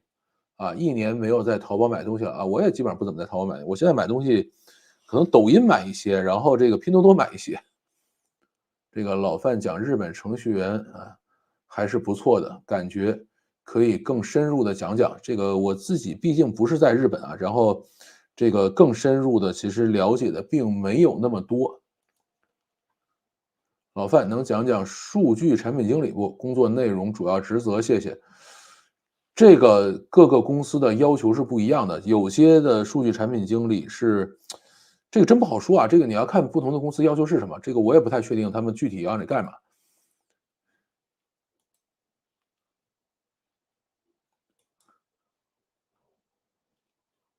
说到这个，我突然想起奈飞《三体》里边那句蹩脚中文：“现在我们是同志了。”这个我还没看啊。你好，你好啊。批评一下拼多多啊，搜索完全不可用，排序都是乱的。呃，依据个性编号为流量不择手段，特别凶残。这个他最后把东西卖掉就行了，人家的目的不是为了让你爽，人是最目的是不让你把东西买走，对吧？搞得我只能淘宝搜索排序挑选，然后拼多多下单。你这个太过分了，性价比直面这个患者的薅羊毛之路，必须拐个弯啊！这个好吧，你这个有点太过分了。别人一做短视频就立马说抄袭抖音的，而人才是不要脸。这个我不知道你这个叫什么，是怎么双标出来的啊？这个说到谷歌云啊，推出多久了都没有 NAT 啊，那Gateway 啊，这个我是没用过啊，竟然还有脸写教程让用户自己用双击单 NAT 啊，是这个块我真的不了解。阿里海外确实面临 Timo 严峻考验。以前老外海淘中国第一冒出来的是 AliExpress，现在多了一个选择。现在哪是多了一个选择？现在这个 Timo 在全世界各个国家排行榜上当第一，晃来晃去的，对吧？今天我还在昨天吧，在推特上看有一个日本人啊，在截屏 iPhone 的那个截屏，说这个排在第一的用到底干嘛使了？这就是 Timo。然后一帮人说你稍微小心一点啊，这个买回来的东西可能不太靠谱。现在看竞争对手不用打望远镜了，现在需要往前看了。阿里在广告收入和电商还是中国第一的，是的。现在就像一个人100米9秒跑完天花板了啊，另一个12秒进到10秒。人们说跑10秒那个干掉了9秒那个。阿里的整个的收入是它高还是腾讯高啊？我还真不太确定啊，我没有具体查那个数字。如果是腾讯更高的话，那可能就是第一名就不是腾讯了啊。腾讯因为还有一个超过腾讯的是字节啊，2023年字节公布的数据是比腾讯还高啊，这个事儿我是记着呢，但是阿里是多少我想不起来了。推荐一下 ChatGPT 和 Copilot Y 好用的 AI APP 啊，最好是国内研发的。哎，可以啊，这个我看看，要不然礼拜天晚上装药盒的时候给大家看看。我最近用那个通义千问和这个叫做什么呢 Kimi 还是用的很爽的啊，非常非常开心。而且国内的一些开源大模型，我现在用的也非常爽。像通义千问32B，然后这个01万物的32B，我用的还是非常爽回头可以给大家看看，你可以看看我前面这个有这个01万物的那个演示，欧拉玛的一些演示，有一些视频有。淘宝最讨厌的是每次搞那么多需要读奥数才能解的活动，看得我一愣一愣的啊。说起来，我智商不差，到了这个晕死啊，吐了啊。这个我觉得我们还是不要强调自己智商好不好了，对吧？这个有很多这个门口大爷都看得明白的，反正我也看不懂啊这个事儿，所以我从来不对自己的智商抱有任何的这个想法。昨天参观了一个腐蚀测试实验室，一堆 AliExpress 买的东西，这些低价的东西还是能深入抠门老美的老百姓心的啊，好吧？下次让他们在 Tmall 买更便宜。马云背后有李强从中斡旋啊，这个我觉得这个事儿呢，我们就不知道，就不要瞎讲。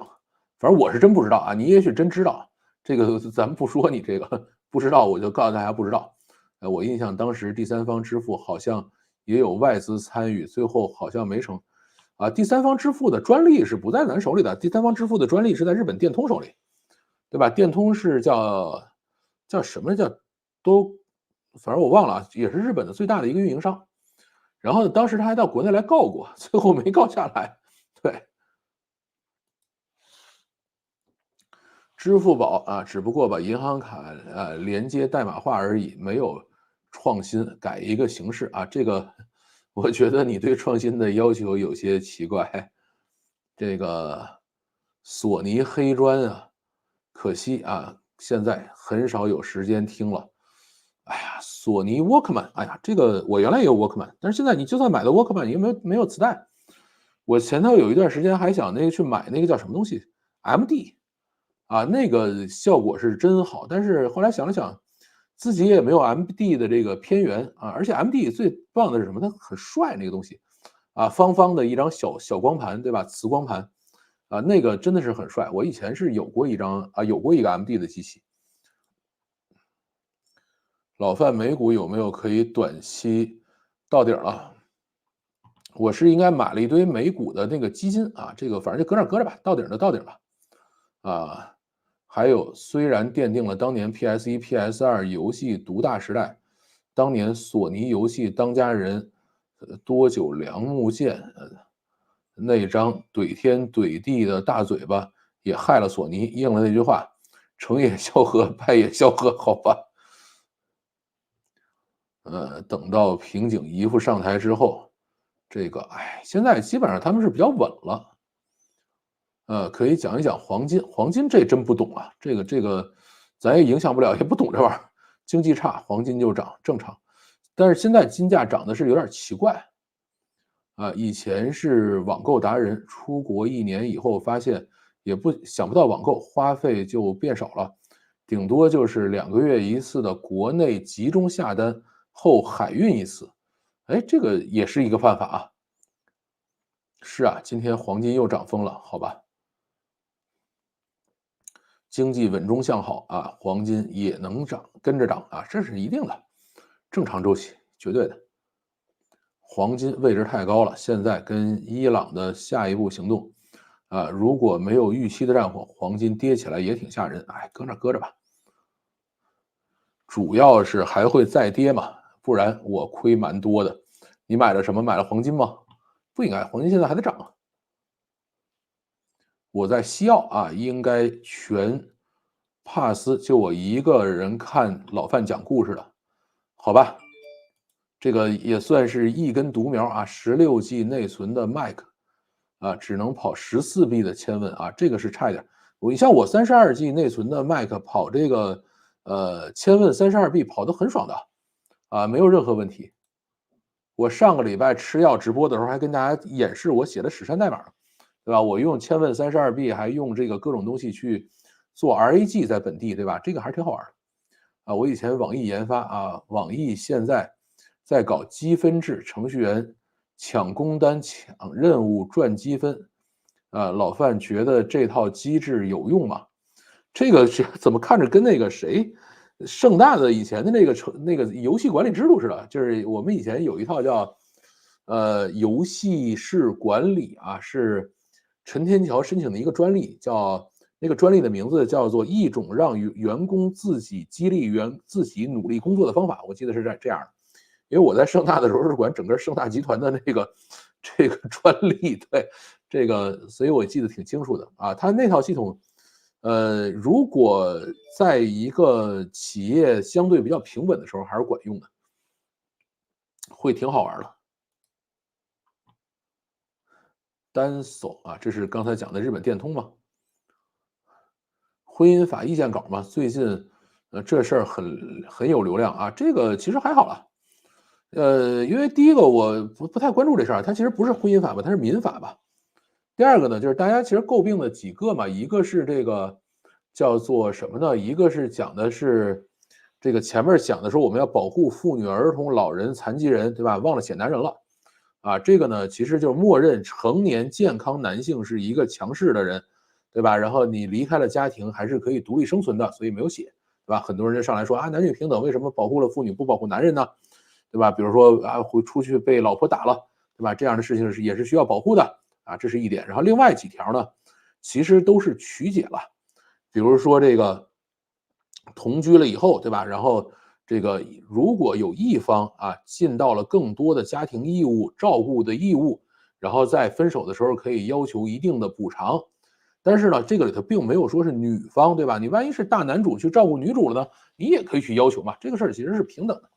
还有一个是关于这个婚后财产，比如说分配完了以后，有一方这个生活困难或者是没有住房的情况下，然后另外一方的话是会在一定期间内，然后去给他提供一定帮助，对吧？这个如果告到法院，法院是会予以支持的，对吧？这个呢也没有讲男女嘛，男的可以要求，女的也可以要求嘛，大概就是这么个事儿，没什么别的东西。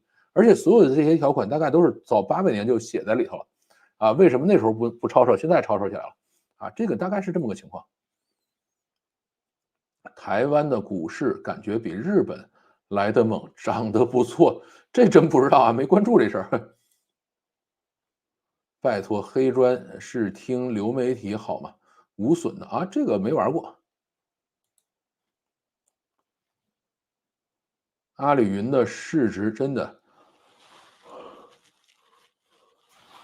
直到今天是这个亚太第一，中国第一。另外，它在 AI 在国际评级里边，啊，都跟都能跟 Meta 啊 GPT-4勉强斗一斗。怎么很多媒体都是到阿里云不行一样啊？阿里我前面也讲，就是阿里 AI 这块还是很不错的，对。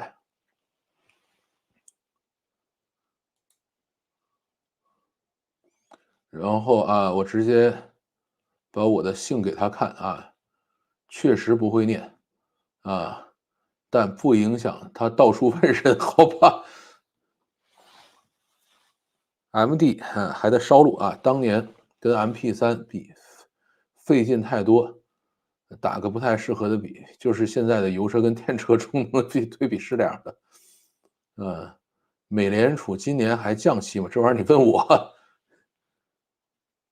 时代变了啊，但核心竞争力毕竟啊依然比的是谁更了解用户。阿里的平台电商挖掘的用户画像仅停留在已发生的事件，而抖音为代表内容的电商啊深入到了用户喜好的方方面面。他们掌握的用户画像不仅全面，而且可预测，这是淘宝做不到的啊。然后，如果淘宝硬是要往里补内容电商这块短板啊，可能会把它直接拖死。对于阿里，机会可能是另辟蹊径了。所以我一直觉得阿里还是应该做好本职工作，然后等风来啊，这是阿里最好的玩法。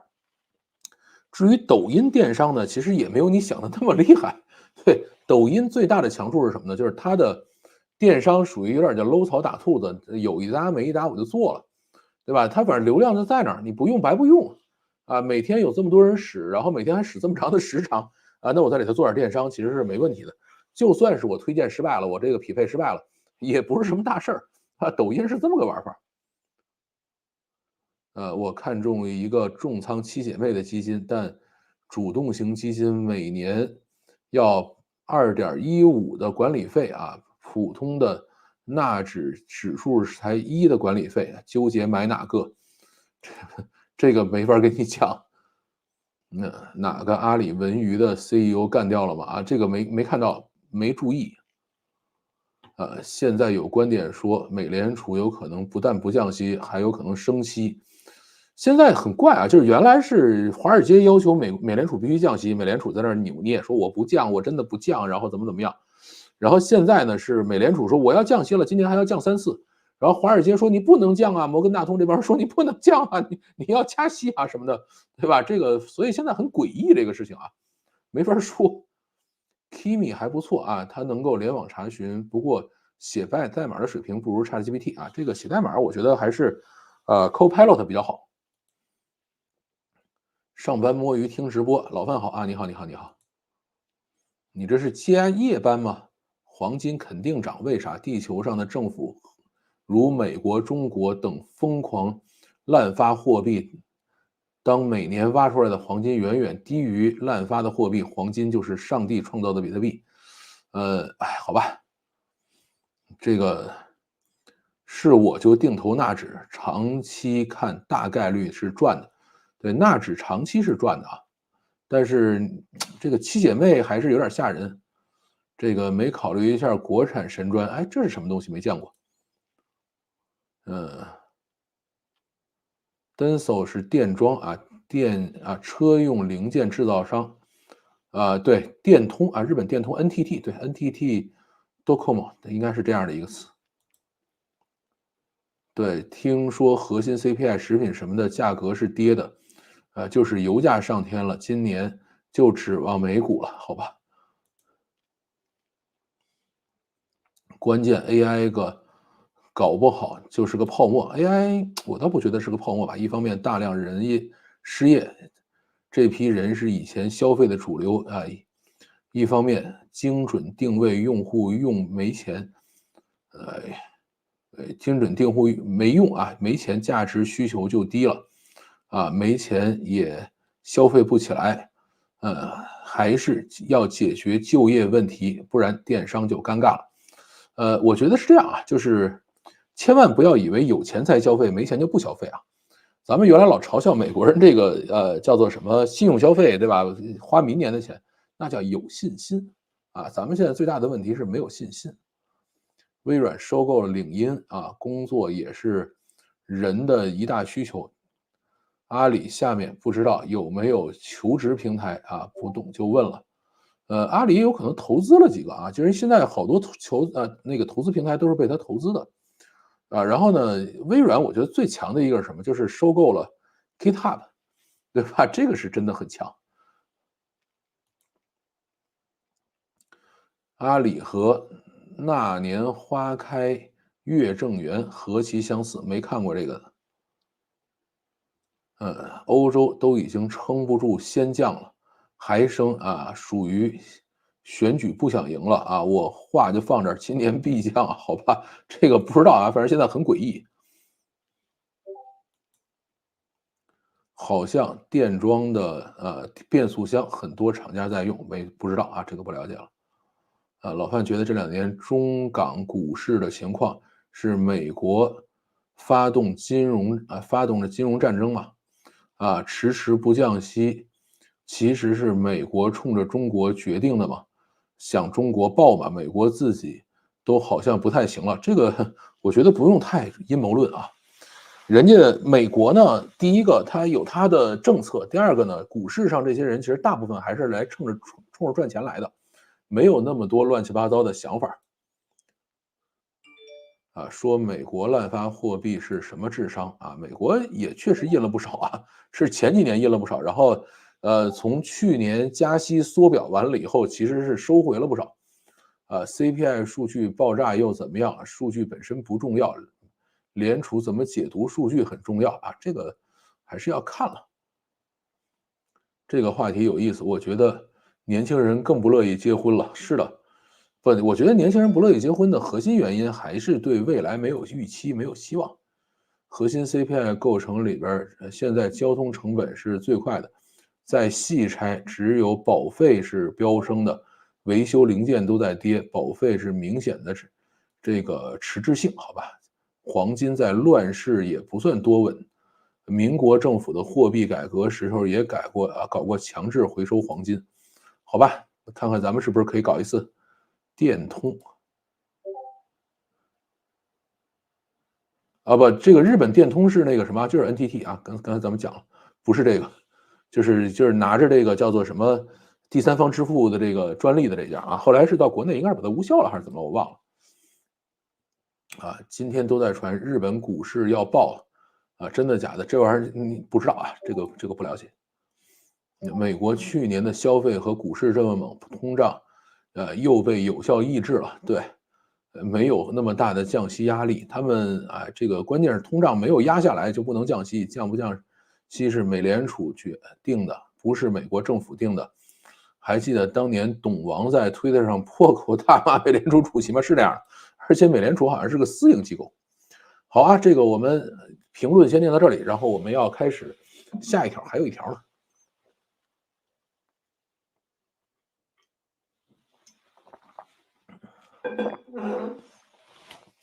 第二条啊，我们畅想一下 GPT-5到底应该会是一个什么样子。GPT-5呢，现在声音越来越多了啊。比尔盖茨说：“我看了，没什么了不起的。”山姆奥特曼呢是直接放狠话了啊，说这东西老厉害了，说忽视进步的速度。奥特曼警告说，如果你忽视了技术进步的速度，你可能会被碾压。他强调 GPT-5的改进速度非常快，如果企业坚持以往的增量进步模式，可能会被 GPT-5的革命性特性所淹没。对技术变革的自信啊，奥特曼批评了在技术变革面前的自满态度。他敦促创业公司和已经建立的企业采用前瞻性的方法，以保持其相关性。第三相关依赖现有的就过度依赖现有的 AI 技术。如果一家公司过于依赖现有的 AI 技术，并未做好应对新技术变革的准备，那么它可能会在新技术冲击下遭受损失啊！这是山姆奥特曼讲的，就是老厉害了。然后红队招募邮件已经有人展示出来说，我收到邮件了，他们邀请我去测试GPT-5了这个有。然后还有呢是今年年中大概会跟大家见面，就是越来越多的人再去讲这个事情。现在是一个什么样的状态呢？就是 GPT-4现在的冠军位置基本上已经很难保住了，因为在 GPT-4发布的1年多快2年的时间里头，GPT-4哪年？应该是 GPT 2022年的11月发布的 GPT 3.5，然后4的话应该是可能23年中，应该到现在1年多吧。就是 GPT-4现在基本上冠军位置难保。有很多已经号称超越 GPT-4了一个是 Cloud 3的这个 Opus 版本一个是这个Gemini 1.5的这个 Pro， 但是我现在试了一下 Gemini 1.5 Pro 还是稍微有点差距的然后呢是这个 Mistral 的这个 Large， 就是法国这个公司的据说已经超越了这个还有一个呢叫这个Mistral，Mistral 是这个法国公司出的这个开源的这种 MOE 模型叫 Mistral， 它呢最近发了一个叫8×22B 的一个模型出来。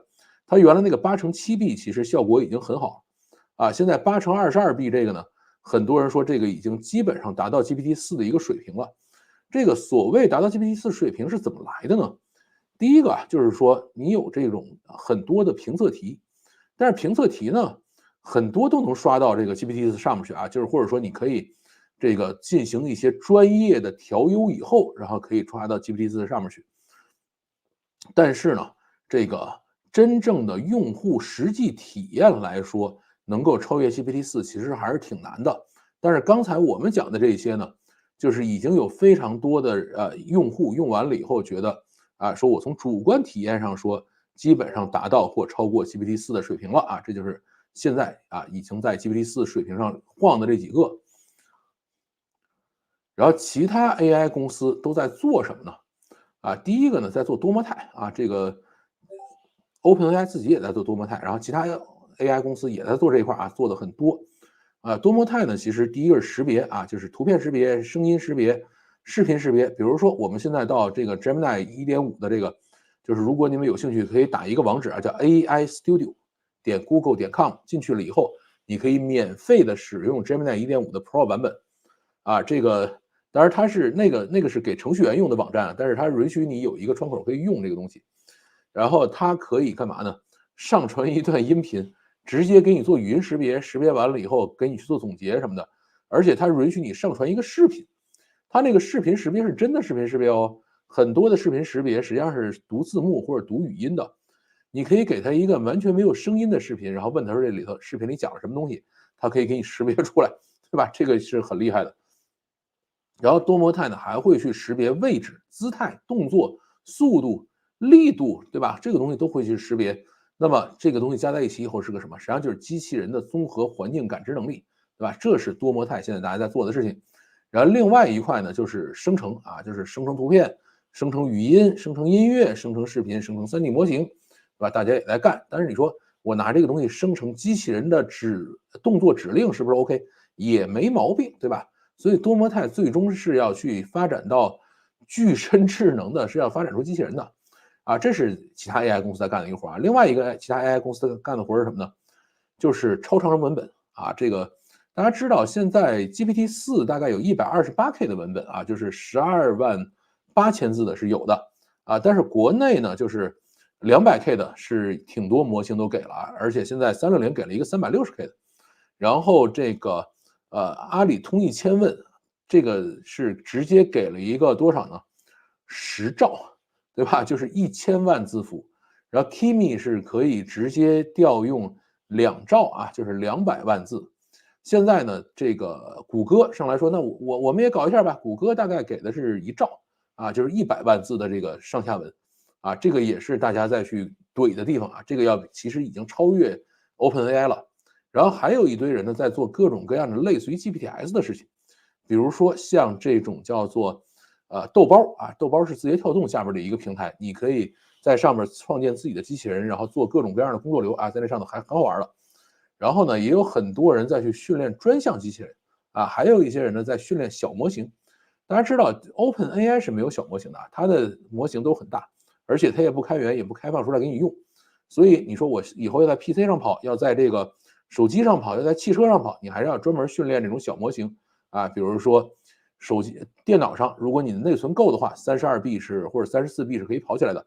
你16G 内存的话，就14B 啊，或者再小一点，可能7B、6B 都是可以跑的。手机上的话，1.4B、2B 啊，或者4B 这样的都是可以跑起来，对吧？那么这个是有很多公司在干，还有一些公司呢在做 RAG 啊，或者说在做这个叫搜索增强生成啊，在做这种东西，这个然后 To B 服务了。然后呢，企业客户的这个本地实施也有很多公司在做，这就是现在 AI 在干的一个事情。那你说这玩意儿跟 GPT-5有什么关系呢？对吧？跟大家讲一故事吧，今天呢，比如说我们要招一清洁工啊，招清洁工呢来了一个名校博士啊，不是清华的博士，上我来应聘清洁工来了。那么在这样的情况下，我们到底是需要说，哎，我就要一清洁工，这清洁工需要经过专业的培训，要拿证，然后他才可以上岗。你名校的博士在这儿，你也得去参加清洁工的培训，然后才能拿证，才能来上岗，对吧？是这样的一种方式吗？这可能在德国、在日本、在很多这样的国家，它是这样的啊。但是在中国，它不是这样的。咱们干嘛呢？你不是这个名校博士吗？我给你下一指令啊，你现在就是一个资深的清洁工，请像资深清洁工一样工作，对吧？这个名校博士就相当于已经训练有素的清洁工，而且比人家干的还好，对吧？要的钱还少，对吧？这个呢，其实就是拿 GPT 直接去为企业服务的一个玩法，对吧？你说我到底是给企业训练一个小的模型呢，还是直接给他下一指令说，这个 GPT 你现在是这个企业里的资深会计师了，请帮我看一下报表怎么样，对吧？这个就是现在大家在去担心的事情。万一 GPT-5出来了以后能够达到这样的一个水平，你给他下任何指令，对吧？他都可以像一个资深的清洁工一样去干活了。那么现在这么多给这个小企业或者给大企业做小模型的这帮人不就全死了吗？对吧？就像前面山姆奥特曼讲的这样似的，你过度依赖现有 AI 技术啊，那么它可能就会挂掉啊。那么这个是要注意的。现在呢，大家应用大模型的方式呢，聊天其实是不够的，就是除了聊天 GPTs，对吧？还有各种各样的 Confi UI，就是可以靠拖拖拽拽可以做一些这种更复杂、更精确的控制，包括写程序啊。像我用的 AI，其实好多是写程序调用的然后大家还去做一些这种超长窗口应用啊。这个我比如说吧，刚才我去讲这个马云这个和蔡崇信这2封信的时候，我是怎么干的呢？我是把大概20几个PDF，就是我截的网页，然后大家对这个事情怎么的评论，把这个网页截下来以后转成 PDF，然后我把这20几个 PDF 一把都扔给通义千问，说来这20多个文件都说了什么，对吧？他就给我去总结，给我去归纳，然后我问他所有的问题，他就会回复我，对吧？这个多省事儿，这个，对吧？这个就是因为这个通义千问在云端的这个版本是可以有10兆1000万字节的这个上下游窗口所以你就可以随便开心往里扔，它允许你大概扔100个文件，每个文件100兆大概是这样的一个东西。好，那么再往后还有就是大家在干什么，在做 AI agent。AI agent 具体是什么？它实际上是这样，就是我们现在问了GPT 一个问题，它就直接给你回答，对吧？那么它有时候经常搞不清楚你到底需要一个什么东西，就给你瞎编。那么 AI agent 是什么呢？就是你给它一个问题以后，它去先规划一下，我应该先干什么，后干什么，然后最后再去问了几个 GPT 以后，然后再把所有的答案凑在一起，然后再给你吐出来这个是 AI agent 干的活现在呢就讲说 AI agent 加上 GPT 3.5就基本上能够超过 GPT 4了。AI agent 加上 GPT 4就不需要 GPT 5了，现在有这样的声音出来，对吧？那么我们到底需要一个什么样的 GPT 5？我觉得我们现在就属于叫大胆的猜测，大胆想象，对吧？在这样的一个情况下，说错了又有什么关系嘛？这个反正脸就在这儿了，对吧？那么第一个猜测是什么？就是参数规模可能会进一步扩大，但是呢，到 GPT 4的时候，它就已经不说了，说我到底有多少参数，因为很多人说 GPT 4已经是一个万亿级参数了但是有可能是什么呢？大家注意 GPT 3.5是1730亿还是1750亿，大概就是170几 B 的这样的一个参数量。那么 GPT 4呢，有可能是由一堆可能2000亿、3000亿这样的这种一堆模型，最后再做 MOE 这个事儿可能性是比较大的但是呢，现在因为 OpenAI 它不公布，所以就不知道那 GPT 5我们相信可能会沿着这条路继续往前走，更多的这个参数单模型参数，更多的子模型去分拆，然后做 MOE 这可能是 GPT 5大力出奇迹嘛，这个是微软也好，是 OpenAI 也好，他们最擅长的事情。那么这个之后呢，可能会有更大的上下文窗口，因为谷歌已经上了嘛，对吧？谷歌上了这个100万字了嘛，国内200万字的，比如说 Kimi 是200万字的，对吧？这个叫做什么通义千问是1000万字的，然后百度文心一言因为我好长时间不使了，不知道他们好像最近也涨了，都是在卷大窗口。那么在这样的一个情况下，对吧？这个当然还有真大窗口、假大窗口这个谷歌的到底怎么做的我不知道，但是国内的一般大窗口都是怎么做的？都是你给他一个文件以后，他自己再偷偷做一遍这个 RAG 做了这样的一个东西，然后实现的大窗口。那么 GPT 5我们认为可能或者说我个人认为就是 AI agent 可能就直接加在里头GPT 4你问他任何问题，他就直接答你问他天气怎么样他可能连查都不查就给你胡说八道。然后 GPT 5你问他天气怎么样，他就会去查一下。对，但是你知道说，有人问天气了，我要先去查询，然后再来给你这个答案。那么这个过程呢，其实就是一个任务分解和执行的过程那么这就是 AI agent 会加进去，所以我们可能更向着这个什么呢？就是上帝说要有光，于是就有了光的方向前进。说，我现在希望能够有一些这个叫做一个游戏你给我做个游戏去，然后这个 GPT 5可能就真的给你做出来了。对吧？可能会变成这样然后呢，更强的逻辑能力这个 GPT 4其实逻辑能力已经还可以但是没有那么强我曾经去测试过，测什么呢？就是那个老虎过河的那个案例是我们老观众应该知道那是一个什么样的案例然后你拿着那个案例去问 GPT 4的时候，它也是胡说八道而且你进行反复的校正以后，它是没法得到正确答案的。对吧？这是 GPT 4的逻辑，其实相对来说还是比较差的那 GPT 5大家相信它有可能会变得更加的强大一些更加的逻辑性更强一些。然后呢这个更强的真实性，实时上网幻觉更少，不会给你瞎编了这个是大家对 GPT 5的一个期望等它出来以后，我们才要看到底有没有或者做到一个什么程度但是有没有注意一个特别有趣的现象就是现在我们使用绝大部分的这种 AI 生成的时候，下面专门会留一行话，很小很淡的一行话，什么呢？叫输出内容为 AI 生成，请使用之前认真核对。现在好多的这个平台底下都有这句话，对吧？你不要说AI 说的，然后呢出了问题，你找他赔钱去不要干这个事儿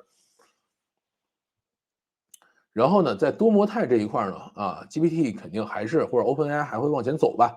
Sora 还没给我们用上吧？到 GPT5里头，没准它也会成为里边的一部分，就像我们现在每天在 GPT4里头画达利的那个画一样，对吧？那么 Sora 可能到 GPT5里头也会成为其中一个组成部分。但是如果有了这部分，我估计可能会涨价啊，这个就不好说了，1个月$20不够了。那么视频识别这个有可能会加进去，因为现在的 OpenAI 里头是没有视频识别的部分开放出来的，就是它做了，但是它没开放出来给大家用这个谷歌已经给了那么 OpenAI 呢应该也会放出来。音乐生成这件事呢，因为前面去采访这个他那个 CTO 那个美女 CTO 他也在讲说我们可能会考虑让 Sora 带着声音一起出来，对吧？那他就有可能会去做音乐生成那么到了那一步以后，如果多模态真的可以实现了，那么我们可能每一个人都可以去做 Figure AI 那种机器人了因为我们只需要做硬件就完了，后边的软件由 OpenAI 搞定，对吧？直接调用它的多模态模型就完事了。所以为什么我前面讲说OpenAI 自己是有视频识别或者叫视觉识别的这个模型的呢？就是 Figure AI 上用的就是他们家这玩意儿，对吧？只是它没开放出来给公众用而已。那么更加黑箱这个就是你一旦有 AI agent 进去了以后，它就一定会更加黑箱。就是你说上帝说有光，于是就有了光这句话，他说了，但是这个光到底怎么来的？上帝明白吗？这个咱们不能拿上帝开玩笑就是他肯定是全知全能的这个我们不能乱讲，对吧？但是呢黑箱有很多事情就是我从这头说了一个言出法随的东西，它整个中间的过程就没有了这个 GPT5一定是向更加黑箱的方向前进，那么更快更便宜，这个也是大家对 GPT5的一个预期，因为 GPT4还是有点慢而且呢很贵，这个就是你不是说调这个1个月$20贵而是什么呢？而是这个你用 API 去调它的这个后台的时候，它按 token 给你算钱的时候，那玩意儿还是挺贵的。那么会不会有本地小模型呢？这个事儿是大家一个疑问，因为 OpenAI 原来没做这块但是你说这个本地小模型，什么 AI PC、AI 手机、AI 汽车这些东西，大家也要竞争OpenAI 是不是有可能会拆出一个很小的模块来，去跟现有的这些本地小模型去战一把呢？这个事儿有可能因为这种小模块拆出来以后怎么说呢？就是它其实是没法照着去迭代去，或者说拿着这个东西重新去给你这个照着抄一遍是没法干的它是一个死堂的，或者说是一个二进制的一个包你必须是完整的去使用，所以 OpenAI 有可能会在这块发力这个不确定。那么你说 OpenAI 为什么现在要去做升级呢？第一个肯定是有新功能要做了嘛，对吧？现在山毛他们也抱怨说，你看我这个有很多想做的功能都做不了，为啥？没有显卡了，对吧？那么这个有新功能要做。第二个呢，有一些问题需要修复而且大模型这种东西修复问题还特别麻烦它的整个模型是一起训练出来的，你不能说我把中间的某一个数改了，这事儿是没法干的你只能说我再去重新训练大模型那么这个实际上是很贵的。然后呢，是有人追赶上来了就是刚才我们讲的什么 Cloud 3Gemini 1.5这些已经追上来了那么 GPT4 就是说OpenAI 说我们是不是也该再挤一挤牙膏了，对吧？再往前走一走但是我觉得他现在想升级的最核心原因呢还不是上面讲的这些吧上面讲的这些呢算是原因之一，最值得期待的或者说它最核心的原因是避免分支。什么叫避免分支？就是安卓其实是就这个问题困扰了安卓很多年，就是每一个人拿到安卓代码以后，我就在这个基础上分支我就2.3我就再也不升级了，我3.0再也不升级了，5.0再也不升级了，然后我在这个基础上做我的系统这个事儿以前其实是没有人干这个事儿的。但是后来呢，谷歌发现居然有一帮工程师叫中国工程师，对吧？中国工程师都是这么干的，就是我拿你那个代码出来这个叫做分叉，分完叉以后我还不给你合并回去，然后我自己就在这个始终在这个地方不升级他干这样的一个事情那么现在呢，在 GPT 3.5 GPT4 上已经做了大量基础工作的这些人，其实还是不想升级的，对吧？他们肯定是希望说，我们就留在这儿吧，我要再升级的话，这个太麻烦了，对吧？所以他要避免这件事情他要保证大家都往前走，你们不能在3.5在4上给我停下来，一定要往前走。而且呢，这个很多人通过工程手段啊，在其他大模型上已经实现了类似于 GPT-4的功能，这个呢也是坚决要打击和碾压的啊，这个绝对不允许。为什么呢？你比如说，哎，我现在不需要 GPT-4了啊，我就用通义千问，然后呢再加上一些这个超长文本，再加上一些 RAG 的这种就是叫做搜索增强生成的这样的一些技术，写一点简单的程序，我最后出来那个结果比这个叫做 GPT-4还好啊，这个 GPT-4是不能容忍啊，一定要干掉啊。那么还有什么值得期待的呢？就是 GPT-5呢是给大家会指明方向啊，说来我往这个方向走，对吧？大家实际上都在等它指明方向的，就是我们已经把 GPT-4发布以后啊，这个所有能够尝试的东西都试完了，甚至可能在 GPT-4顾不到的一些边边角角已经溢出了一些了，对吧？那再往后该怎么走，其实大家谁心里也没谱。那么来这个老大您先走啊，这个肯定是要 OpenAI 先上。GPT-5出来以后，大家说哦还可以选这个，哦还可以选那个啊，那么咱再接着选啊，所以这个事儿是很棒的。然后到今年的年中，也就是说 GPT-5发布的前后，Llama 3应该会发布，这个是叫做谁呢？是Meta自己发布的开源大模型，对吧？现在应用最广泛、用的最多的开源大模型就是 Llama 啊，但是大家用的是 Llama 2啊。这个我电脑上也有 Llama 2，我感觉 Llama 2其实是没有01万物那个好使的啊，但是现在最好使的是同义千问的32B。那么 Llama 3出来以后，到底能出什么？是不是会有一些新的不一样的东西？这是值得期待的。然后各个开源大模型呢，现在其实已经跟上了啊。大家从 GPT 3.5出来惊为天人，对吧？当时我记得我还专门录了视频讲 GPT 3.5到底怎么回事。然后呢，到 GPT-4的时候呢，就完全无法追赶，对吧？这个举着望远镜都看不到这个竞争对手，这实际上是 GPT-4。但是现在呢，基本上找着方向了啊，就是我们知道向哪个方向努力了啊，这个什么时候这个都可以超越嘛，这个什么是可以超越的，什么不可以啊？这个事儿呢是我们要去讲一讲。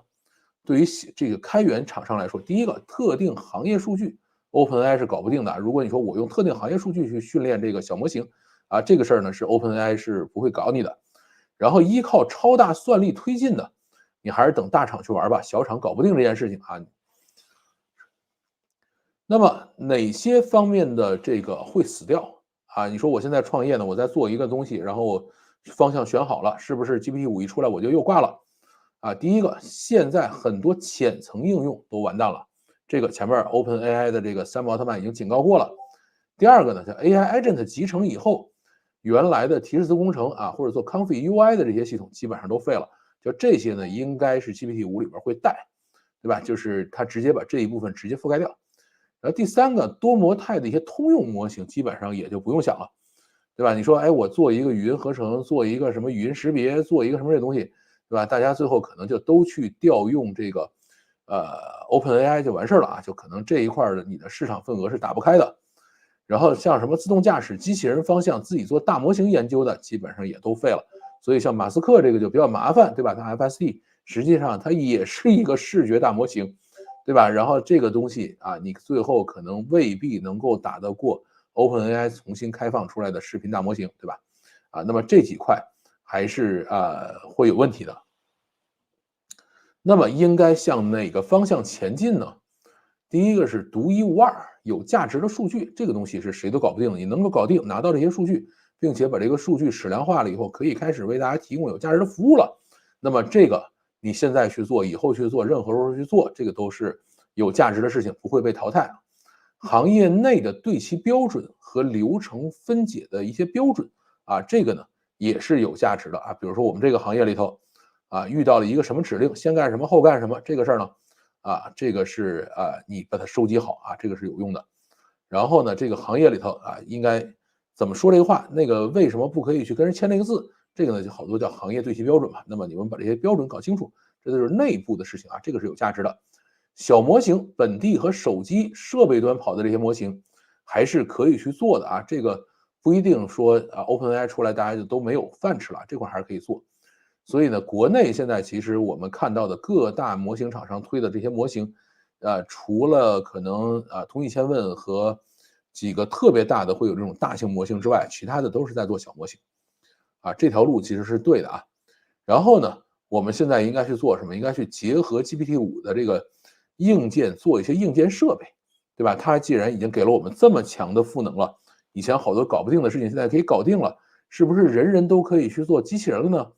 那最后是不是胜利者来自于华强北呢？这个事儿其实是可以干的啊。然后最后呢，就是说可以做一些新的交互方式的探索啊。这个其实在从ChatGPT 出来的时候就一直在反复跟大家强调说，这些都是一个比较好的方向。好啊，这就是 GPT-5咱们的一个简单畅想吧。等再过2个月它冒出来的时候，咱们看看到底打脸多少次啊？这个也是一个蛮有趣的地方。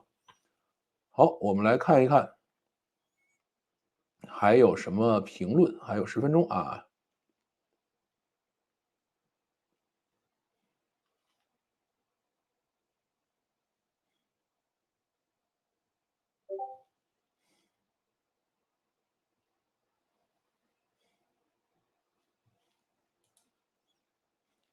美国去年的消费和股市这么猛，通胀又被有效抑制了，没那么大的降息压力啊。这个不好说这事儿，降不降息啊？这个都看过了啊。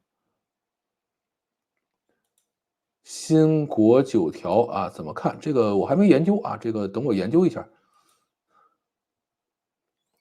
因为巴菲特的伯克希尔哈撒韦在日本大幅举新债，而伯克希尔哈撒韦在日本又没有大幅的旧债，只能解释要大规模进军日本了，有可能。长得有点罗翔的 feel， 罗翔这个还是差挺远的吧。有时间讲一下 OpenAI，这个山毛奥特曼投资的核聚变。核聚变这个事儿，就成就成了，不成就不成，对吧？在不成的时候，人家愿意投，不像中国人似的每个成了才投啊。我只能也就能讲到这儿了。这个距离我们还是比较远啊，这个真不懂。有懂的朋友可以来跟我分享。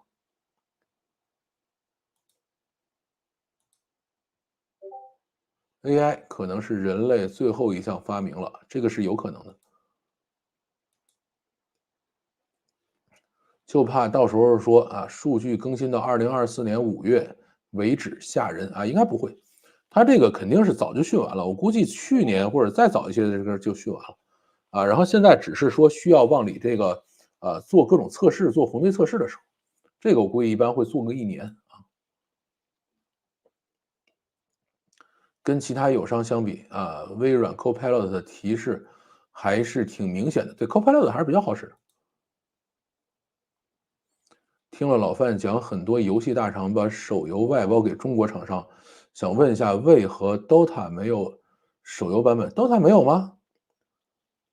因为我自己不玩 DOTA，不太了解这个事情，好像有吧？我怎么记得？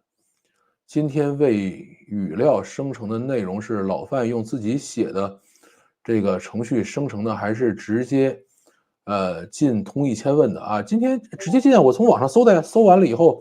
这个把这网上的网页直接扔给通义千问，然后扔给他10几篇，然后说来给我回答问题，这可好使了。我告诉你，这我最近用这个东西用的非常多。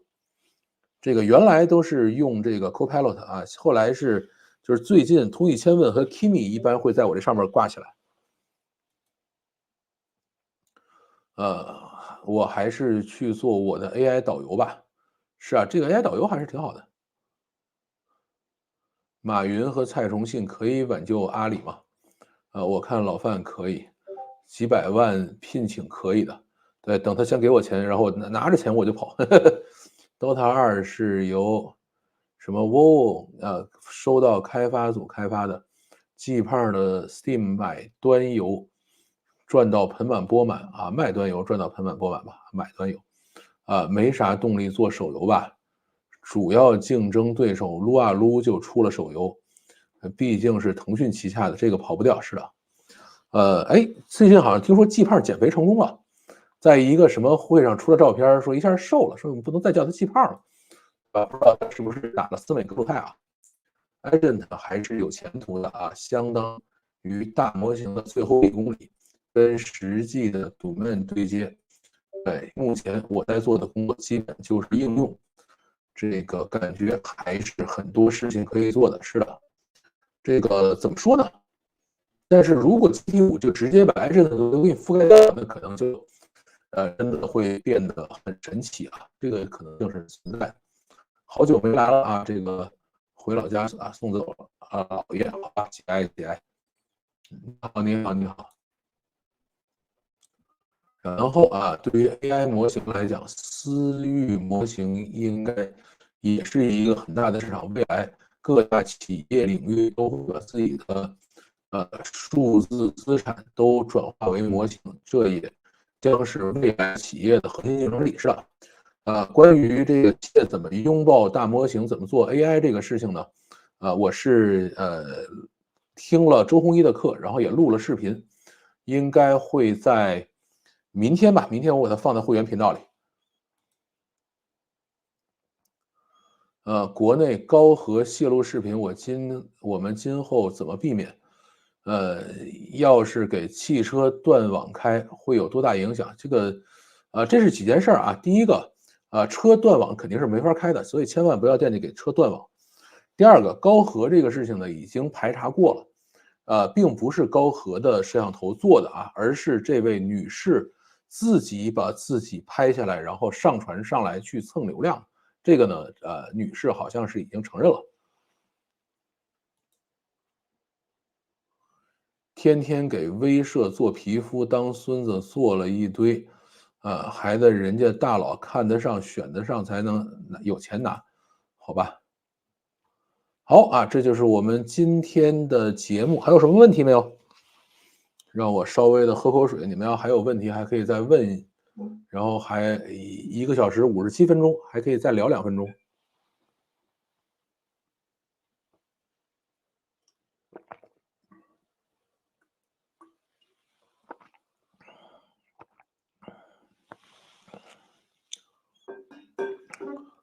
预告一下，明天上午10点还有一场直播啊！明天上午10点，跟土拨鼠杂技一块儿直播，马斯克在星舰基地做的演讲里边到底有哪些是真的，哪些有可能在吹牛啊？我们去找他聊一聊这个事情啊！明天上午10点可能有1小时直播，有兴趣的朋友可以参加啊！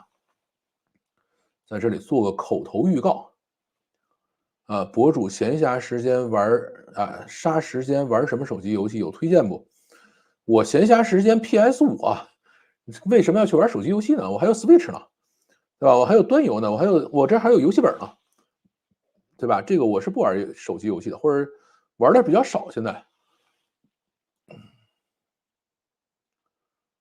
老范，我刚看了国9条，我的理解是要对 A 股的彻底改革，规范金融市场的运作，实现商业环境的公平性，必须进行政治体制改革，最好是实行行政、立法、司法相关独立的3权分立制度，这是最彻底的方法啊，其他都是小打小闹，治标不治本。这个坚守自盗这事儿啊，你说怎么解决？如果不这么做，有没有社会成本较小的可行方式啊？你这个说的就比较奇怪了啊！3权分立我们是不认的，怎么可能这个行政、立法、司法让它独立呢？这是不对的，都要听党的指挥，对吧？一定是党指挥所有的法律这个东西，党纪在国法前面啊，这个才是最正确的做法啊。至于说国9条呢，虽然我还没看，但是呢，我要跟大家讲，这个你们看看《西游记》，对吧？这个孙悟空一路上打的这些妖怪，打死的呢都是后边没有人的，对吧？这些大妖怪，这些厉害的妖怪呢，都是被菩萨们请回去了。所以呢，这个你下多少条，这个条到底怎么写，它有什么关系吗？这个跟我们其实没啥关系，因为在股市上面都是什么企业？大国企、大央企在上面，对吧？你这个怎么能让国有资产流失呢？想啥呢？这都，所以我就没有太关心这个事儿，因为我自己第一个现在也没有这个 A 股的这个任何的资产了，所以现在真的对这个事儿不感兴趣了。我觉得 AI 应该做减法，现在一直做加法，不可思议，肯定还是要加，一定是模型越来越大，怎么可能国内金融一直是党管一切？就是这样的，这一定是党管的啊，这个没得解啊，这个我觉得党管的挺好的，原来这些人呢不是党管的不好，而是他们没有好好听党的话啊，没有执行好，所以呢，就搞得现在乌烟瘴气的啊。如果这个事情大家都听党的话，一定会管好的。博主日更，哪儿那么多时间玩手游啊？还是有时间的。但是我最多的休闲时间是这个叫什么来着？最多的休闲时间是抖音啊。这个我们他们就是问题啊，这个不能这么讲啊，他们是党是最英明神武的啊，这个我们稳中向好。现在 PS5什么价位了？准备入手，最近好像还降价了，我忘了啊，这个你自己到淘宝上去查吧。等 PS5 Pro 吧啊，马上要出了，是的，据说是快了啊。老饭时间都不够用，杀时间太奢侈了，不还是要杀的？我还有那么多美剧得看呢。第一次赶上老范直播，激动！哎呀，我天，我都直播了有好几百回了，你这头一回赶上，对吧？这个行，以后经常看啊。每周五晚上8点，每周三晚上8点，周日不定期，然后其他时候随意，然后就这么多直播。对，我也想说是第一次，这个你这个每次都上来问好，还问所有人好，这大家都记着你，你咋敢说呀？一本正经的胡说八道，对的。行，那我们今天就到这里，然后明天早晨再见。如果有兴趣的朋友，明天早晨北京时间10点钟啊，我们再做下一场直播。哎，我看看下一个是10点吗？我记得是，等我看一眼啊，这个让我查一下，让我查一下。对，没错，明天上午10点啊，我们做下一场直播。直播是马斯克在星舰基地关于星辰大海的演讲，到底有几分在吹牛啊？是由我和土拨鼠札记一起来做。